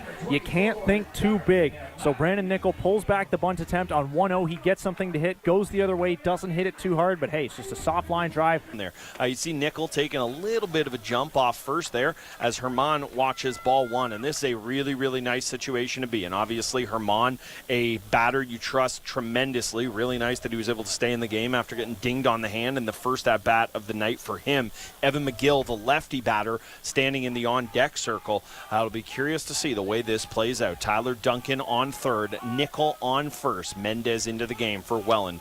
And he picks up a strike one there, bringing the count to 1-1 on Herman. Looking to be very patient. If you're going to get a hit, if you're going to get a pitch, you want it to be a good one here. Although, even with the runner on third, even a double play would allow the tying run to score. So very, very interesting situation here in terms of the way they're going to play this out. There's Darlin Herman, very dangerous hitter for the Cardinals up at the plate. Little waggle from him, and he puts a charge into one. That one's going to get over the head of the left fielder. Duncan's going to come around to score. Nickel is turning and burning, but he's going to get held at third, and Herman stands up into second. Nobody's there. What a piece of hitting by Darlin Herman, and what a inning in the eighth here for the Cardinals. Still no outs as they bring the tying run across the plate, and Tyler Duncan on base for the first time. He picks up all four of them there as he comes around to score. Great piece of hitting by Herman. Yeah, it feels like Darlene Herman does this every time there's a big spot. At bare minimum, you're getting a sac fly. He has delivered time and again, but that one, he got a little big. Launches it over the left fielder Ethan Mann and off the wall on the bounce. I think that was a wise stop sign by Pedro Perez at third. Mann did a good job, considering that ball was behind him and off the wall, getting it back into the infield. And the Cardinals got to try and keep the train rolling now with McGill. Nickel was absolutely flying, but with no outs, you cannot force the issue there. You want to just keep the line moving, and man, McGill, or if he gets a little closer to straightening that one out, you're scoring a couple on that one. McGill with the platoon advantage. We've seen him come through in some big, big spots. I joked with him on last Friday's broadcast that we're gonna have to just name it the Evan McGill belt. It seems like they're giving it to him every night. A big knock here would go a long, long way to picking it up again. It is Davey Mendez on the mound. He delivers the pitch. McGill watches one. That one is high, just at the top of the zone. Really good take from the young catcher. Yeah, and McGill, he's a catcher. Catchers know the plate well. He has had good plate skills this season. You got to know what pitch you want to hit in a situation like that. To be so hard not to just be swinging out of your shoes knowing a hard hit ball would put your team on top here, but the way your team's played offense, you want to kind of continue to pass the baton, especially when you have somebody like Mendez on the ropes here, and you see that patient approach from McGill, maybe a touch too patient as he watches strike two. Now he's going to have to be in protect mode than a walk if you're Welland, but a walk would bring every force play into the equation here, so it'd be interesting to see. Obviously, though, with two strikes, you're just looking to attack, and you'll see that out of Mendes. Here is Evan McGill, the young catcher, watching. He finds himself in a 1-2 spot. Everybody's on the infield grass, looking to protect that. Fouling one straight back. Yeah, McGill was taking there early in the at-bat, kind of seemed to be on auto-take mode. You can't be afraid to hit with two strikes in spots like this either. Hard to protect, though, against a guy like Mendez. Yeah, really, really is. And we'll see the way Mendez looks to continue to attack. He's got a couple pitches to play around with, but much like this pitch in the dirt, because if it gets away, very good chance Nickel could come across to score. No outs, runners on second and third. Evan McGill up. It is a tie 3-3 game in the 8th. That one is going to get away, but in the worst possible place it could, right up the third base line. And we will have a called time here by the umpires. He very, very gentlemanly. Nice to kind of inject a breather here into the moment. Things were getting pretty intense right there. It was funny when, and obviously no pitch clock at this level, but when pitch clock was brought into Major League Baseball, there was something to that, the idea of you're going to lose the feeling in these moments. There's no loss of feeling in these moments right now. You can tearing him down. It's Mendez, given everything he's accomplished, he would really like to wriggle his way out of this one. McGill watches the pitch, it comes in, and he hits that one high. It's hit high to right field. It should be deep enough to score. Nickel once it's caught. There is the sac fly. In comes the throw. They're going to go right to third, looking to get her with a sac fly to right field, and it is a 4-3 lead for the Cardinals here in the bottom of the 8th. Yeah, when you see that ball go straight up in the air, you're worried, like, oh no, did I get it deep enough? But Evan McGill, he can put some good wood on it. Even when he gets under it, that was plenty deep enough. A nice throw, really, by Hoopa into third base, but a good job by the Cardinals telling Darlene Herman to go to third here. So the sac fly is still in order, even though they've taken the lead now. And Reyes and Dominguez aren't two bad guys to have in the plate at all in a situation like this. You saw what Dominguez did earlier in the game. Not a bad guy at all. And Reyes looking to do what Evan McGill just did, if not a little bit more. And he slashes at that one right into the netting. Actually lands on the gurney of the paramedics that are sitting right beside the diamond here, ready to protect anybody and everybody. Souvenirs for everybody. Look at that. Just because you're working as a paramedic doesn't mean you can't get one too. Rainy Reyes will look to lock in here. Wellen still playing incredibly aggressively to cut down the run at the plate. Everybody just about with their toes on the infield grass. And you see Reyes swinging at one there. That's a beautiful, beautiful pitch by Mendez. And that's the thing with Davey Mendez, is that even though he's ahead in the count, you might be expecting something slow. But of the mid to upper 90s velocity that he can hit, sometimes the slider will induce some particularly ugly swings. Reyes was fooled there, but he's not out of it yet. And here is Reyes finding himself in a hole. He'll have to be in protect mode again. We'll see how aggressive Mendez is here, especially this far ahead in the count. And we see a nice chance. They've got Darling Herman at third, and the man who put them on the board for the first time in this game, Carlos Dominguez, coming up, the right fielder who put a charge into one in the 4th inning. It opened the scoring for the Cardinals, driving Evan McGill, who, funnily enough, full circle moments in baseball. Evan McGill just drove in what is now the. We will see if Wellen needs him here. The Cardinals would love to not have that be the case. Here it is what we see. We see Dominguez watching one on the inside, just clipping the inside part of the plate, and that will be a strike one on Carlos Dominguez. Yeah, you can't let the moment get too big. Digs in. It's a 0-1 count, as you mentioned, 2 outs in the inning. It's Darlin Herman on third base. He made his way there after the sac fly from McGill. Dominguez squaring to bunt. That ball gets back to third base on a back pick attempt after the attempted bunt from Dominguez. Ends up actually hitting Herman in the back, though. Just play by Dominguez. And if he can place that bunt right, that's a good one. But you do it 0-1 and it doesn't work. So now you're in a 2-strike count. Yeah, as you mentioned, first baseman playing incredibly deep there. Dominguez, the right-handed hitter, of course, not maybe as big a threat to pull there. You see him playing incredibly deep. Dark call at all. He's going to throw his bat down. He's not going to be too happy about it. Luis Bernardo is going to go collect him, as that is a very controversial check swing strike 3, but that will bring the inning to a close. All in all, very, very good inning for the Cardinals as they get a couple back there, and it will be Caleb Sorosky that gets the ball heading into the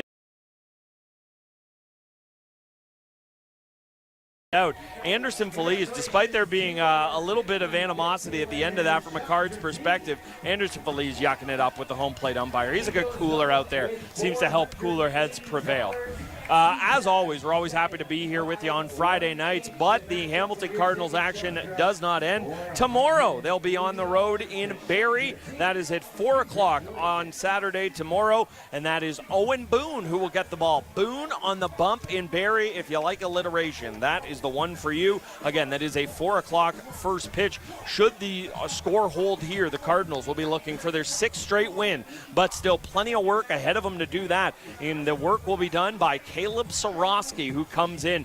Cardinals have used some of their most trusted relievers, as you mentioned. Gadget got into the game. We saw Hospital early on. Hector Yan, not a reliever, but gave them a really, really nice start. Caleb Sorosky, another one of those guys that Luis Bernardo seems to place a lot of trust in. Yeah, and if you're Caleb Sorosky, these are the moments you have to want to get up for. How could you not get up for a save opportunity against the Welland Jackfish 5-6-7 due up here in a one-run game? Sorosky's got an ERA of 6 flat on the season. Much like Stephen Hospital, he's kind of been victimized by some poor batted ball luck.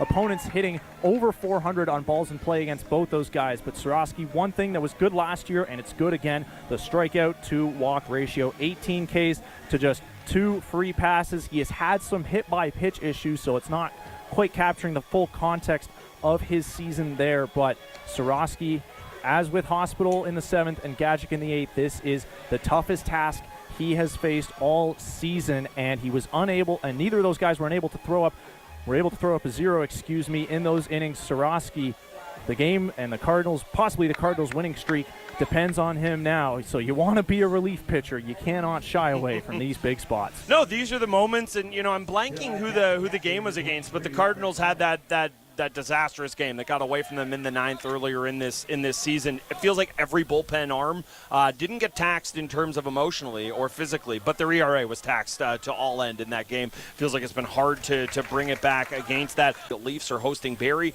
It's 5-0 for Barrie there in the top of 6. Of course, Welland and Hamilton at it now, and London put up a 10 spot, 10-0 against Chatham-Kent earlier on this evening. So you look at this one here in terms of what you're seeing out of Caleb Sorosky. This is the start you want. A couple of quick strikes. You want to not allow these at-bats to linger. A team like Welland, they've been in so many big moments. You want to just get the put-away pitch when you can here. Doesn't mean you just go complete attack mode, but you also don't want to get caught playing around here. It'll be interesting to see the way Sorosky handles this.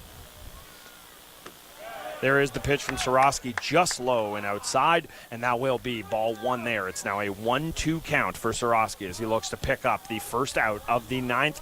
If you've missed it, been a bit of an up-and-down battle in this one.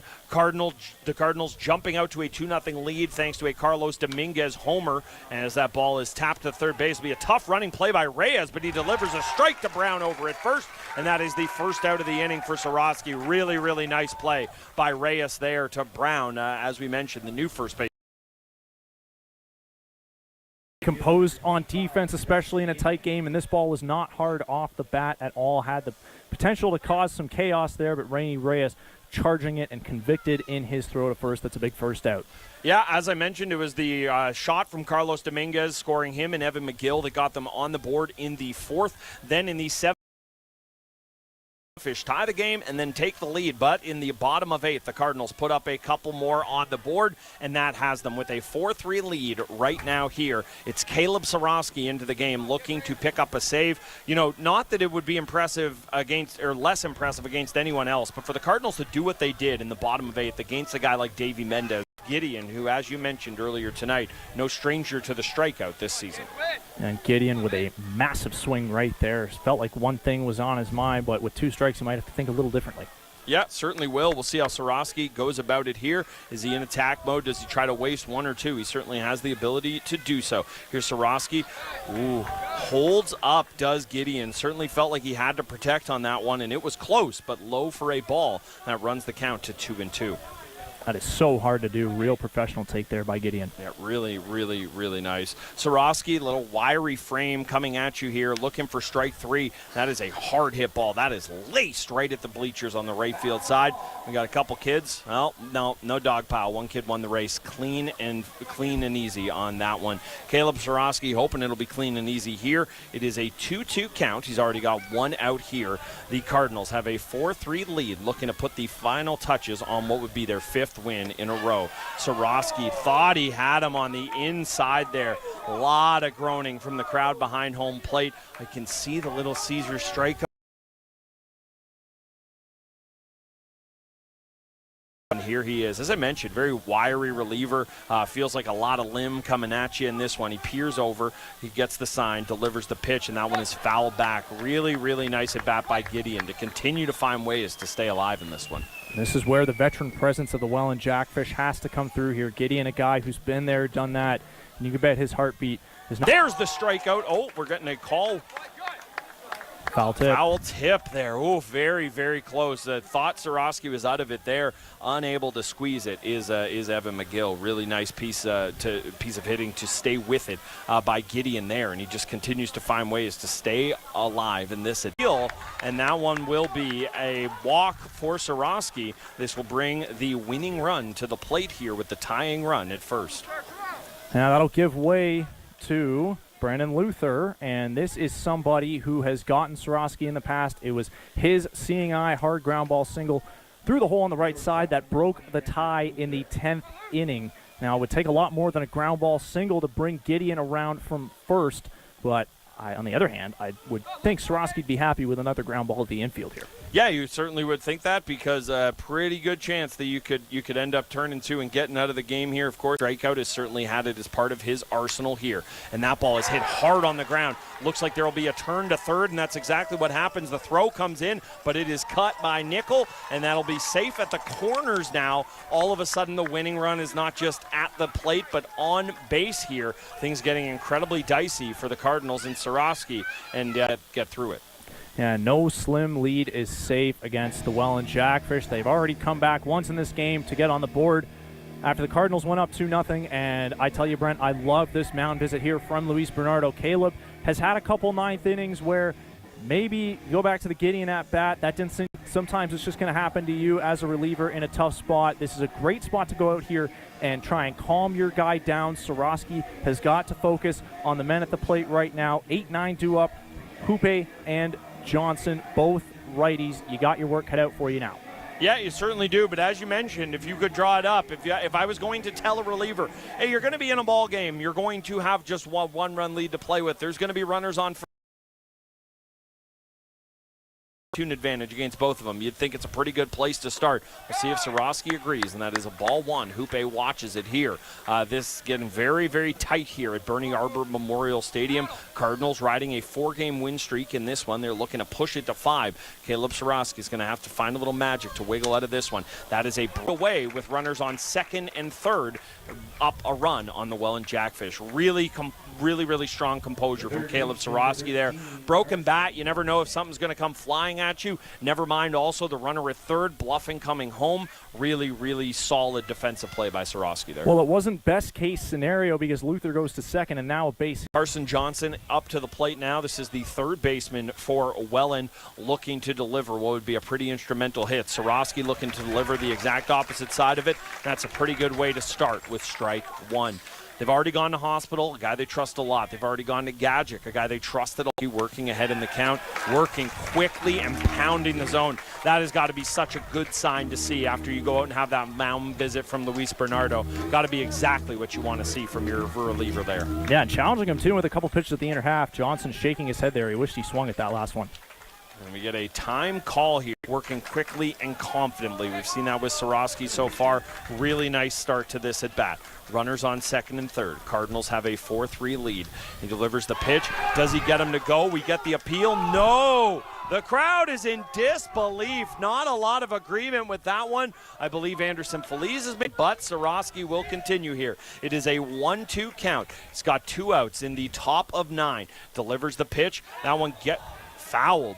That's lucky because with the speed of Luther at third, Hoope at third, certainly a chance that he could have come in to make a play on that or make a play at the plate there. Big right now. I know at least one fan in the building. I'm looking at them. They got their Caleb Sorosky jersey on. We know what they want to happen here. They want the win, but they want the strikeout. Who wouldn't? Sorosky delivers the 1-2 pitch. So low and outside on some type of breaking pitch from Sorosky. Yeah, it looked like a slider there from Sorosky, and tough to take for Johnson after he's been getting getting spanned with so many pitches. Down, Soroski delivers the pitch, gets him for strike 3, and the Cardinals win the game. Caleb Soroski fired up, puffing his chest out at catcher Evan McGill. You have got to like that one. It wasn't easy. It was dicey, but you know what else it was? The 5th straight Cardinals win as they were on their win streak. It's great to win every game, but anytime you can beat Welland and do it at home for the first time in a long time, it's got to feel really, really good for the Cardinals here. An up and down game, and you needed your pen to be great, but what a night it was at Bernie Arbor Stadium here, Matt. For my money, Brent, the most entertaining game of the Cardinals season so far, at least the most entertaining win, and what a character performance there by Caleb Soroski to close it out. A real tough walk there with one away in the inning, and then the base hit given up. He had men on the corners with one out, induces a ground out right back to himself, and performance by the offense too in the 8th inning. Some timely hits off of Davey Mendez. They got the lefty Eric Johnson out of there after Duncan's leadoff hit, and then the righties did the rest. Herman with the RBI single to tie it. McGill with the sac fly. How many game-winning hits has he had already this season? And you need things to go right during winning streaks, and the Cardinals are rising to the occasion against tough competition. That is 5 in a row overall now, and 3 in a row, 2 over London, 1 over Welland. And they've got Barrie tomorrow to try and stretch it to 6 before a few well-earned days off, regardless of what happens tomorrow. And he is dying to douse Hector Yan, who gets the player of the game belt here, and why wouldn't he? Feels like 1,000 years ago, given all the twists and turns that have happened in this game since. But he was incredible in terms of what we saw out of him tonight. You know, this is a guy who, again, starting pitching has been such a strength for this Cardinals team here, and there he gets doused by Soroski. Up. I don't know if he was able to get the shot in on Caleb Soroski, but he went for the Gatorade jug pour himself. Really, really nice night. Hector Yan, they're not done with you. Emily's got more questions. Get over there. I know he's dying. He's just like, I got to talk to Brent. I want to do it after the game. I'm so excited. No. We got to talk to Emily first. This has been everything you could have asked for.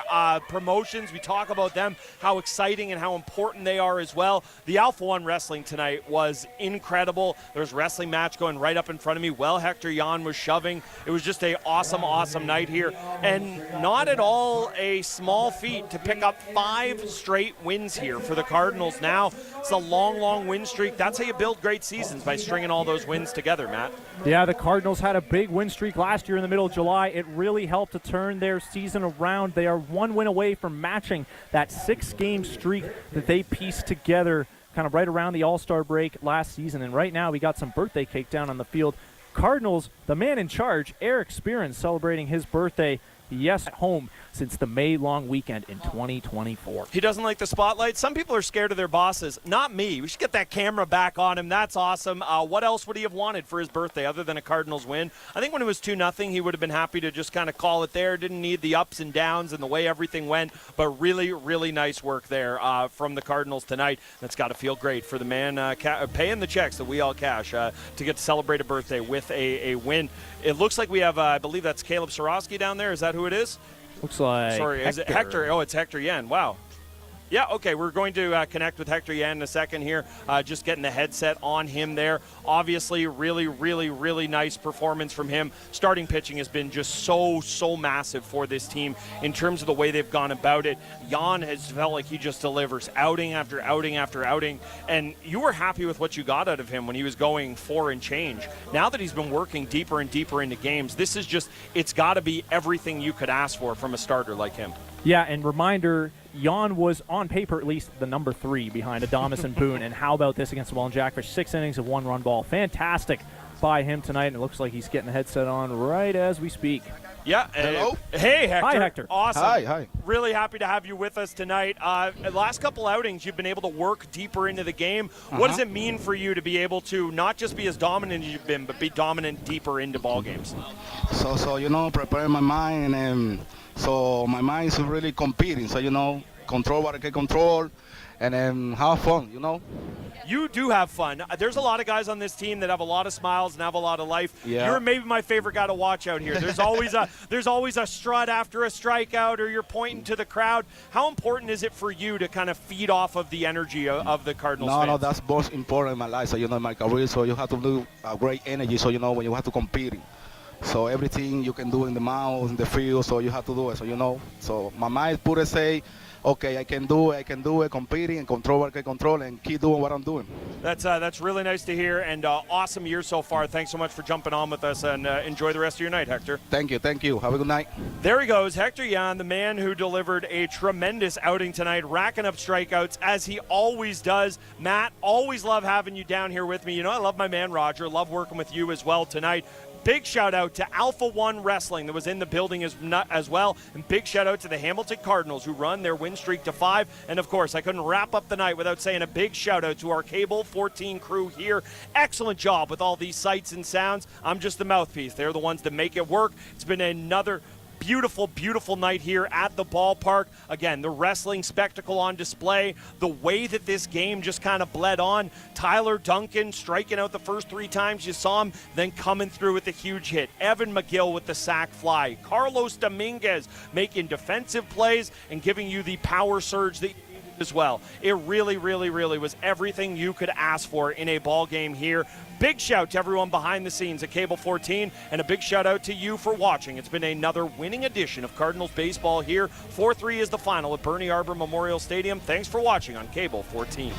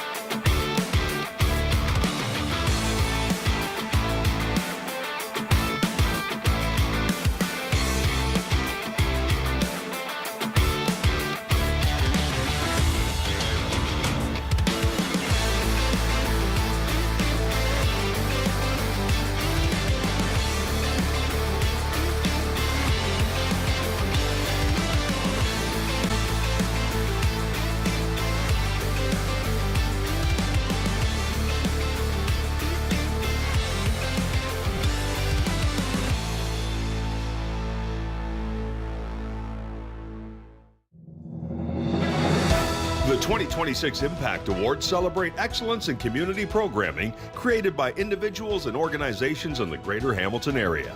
Find out this year's Program of the Year and celebrate all of the contributions that make Cable 14 truly Hamilton. Presentations from Ron Foxcroft, Connie Smith, Jane Eastwood, Steve Paikin, and more. You don't want to miss it. Tuesday at 8 p.m. on Cable 14 and cable14.com.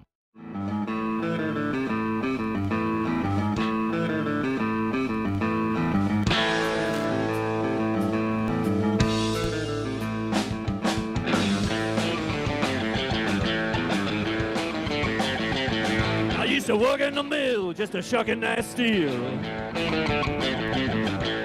Hot as hell behind the driving wheel. Well, lost my job, that's a real upsetter.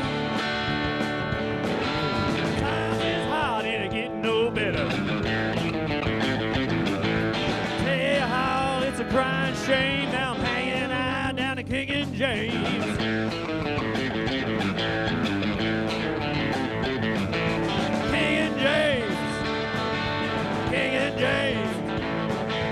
People around here just a little bit strange. I'm hanging out down at King and James.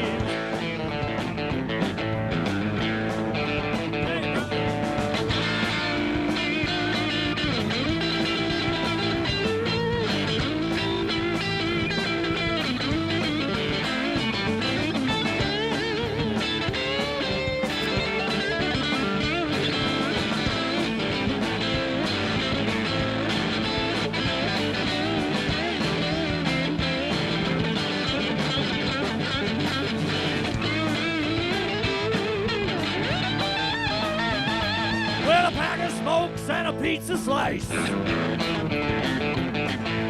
Another day we we got to roll the dice. All the girls, they're looking fine. Downtown Hamilton will blow your mind. Hey there, buddy, can you spare some change? I'm hanging out down at King and James. King and James. King and James. People around here just a little bit strange. I'm hanging out down at King and James. King and James. King and James. People around here just a little bit strange. I'm hanging out down at King and James.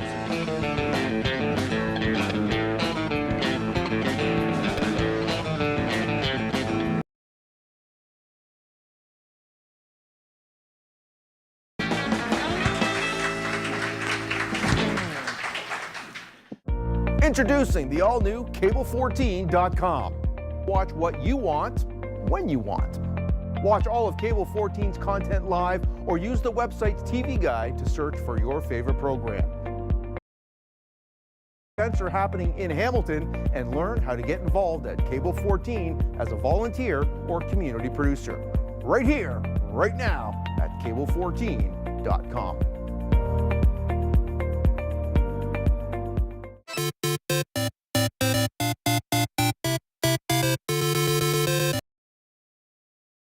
To Retro Game Time's Top 10 segment, and this Top 10 we're going to talk about is the top 10 racing games on the N64.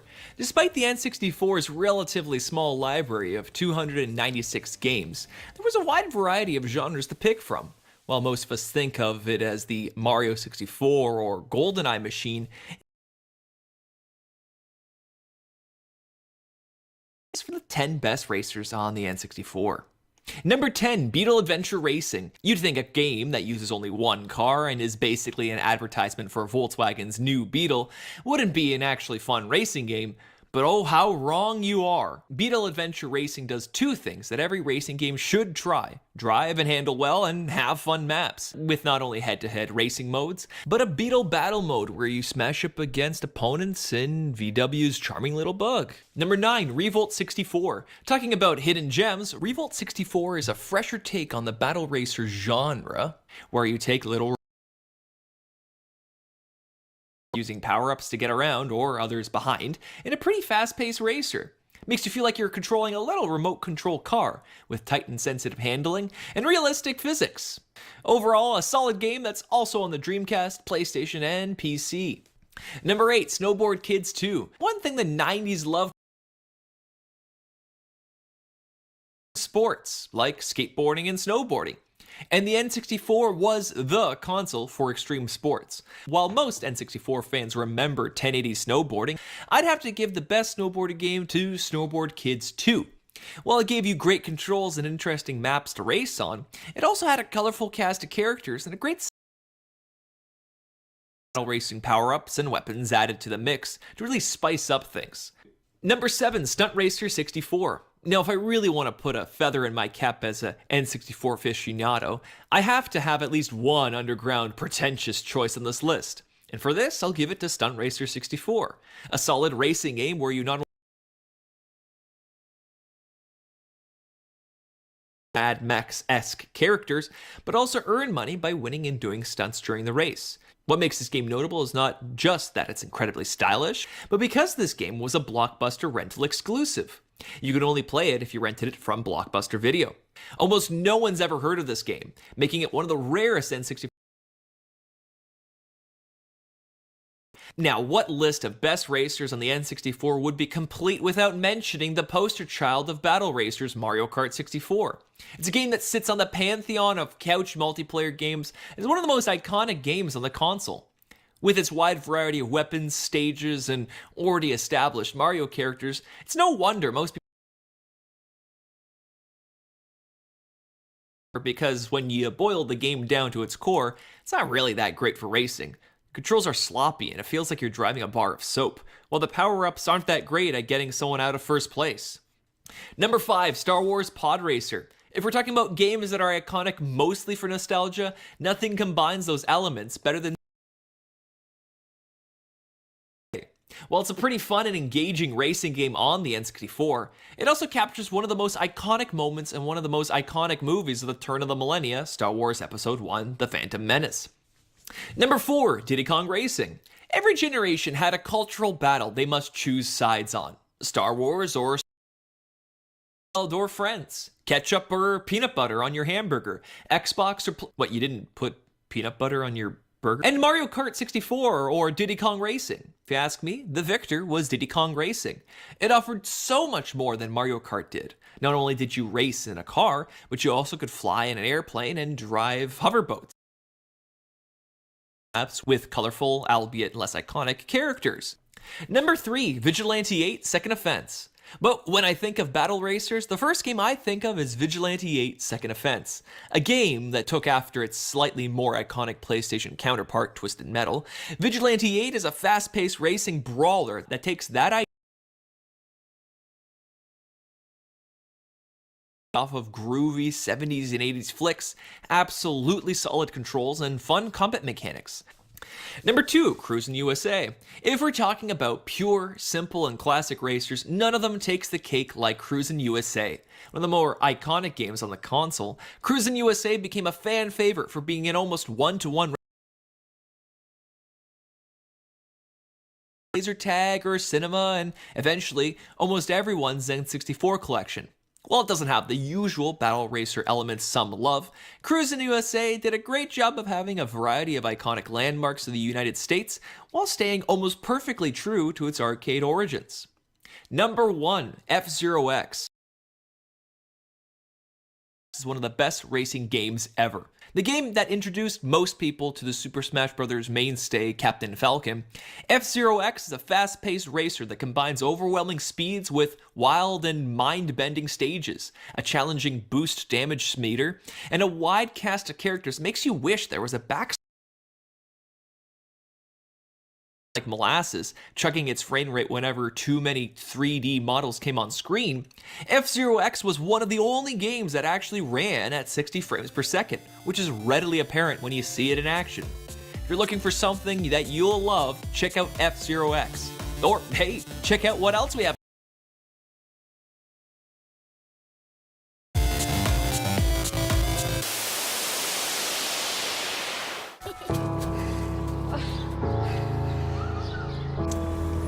I need your help. One inside.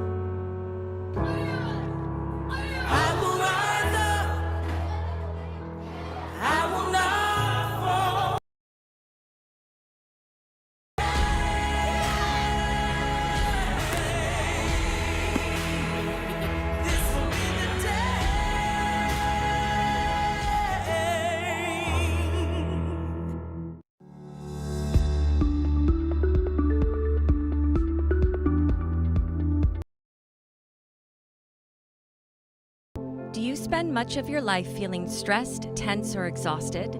Do you wish you could make friends with your body and increase your strength and flexibility? Yoga is an ancient, science-backed practice that can provide relief from the demands of everyday life. My name is Katie McClelland, and I have been practicing and teaching yoga. I want to welcome you to Yoga with Katie. Thank you so much for joining me today. So I have Taylor and Sid here with me.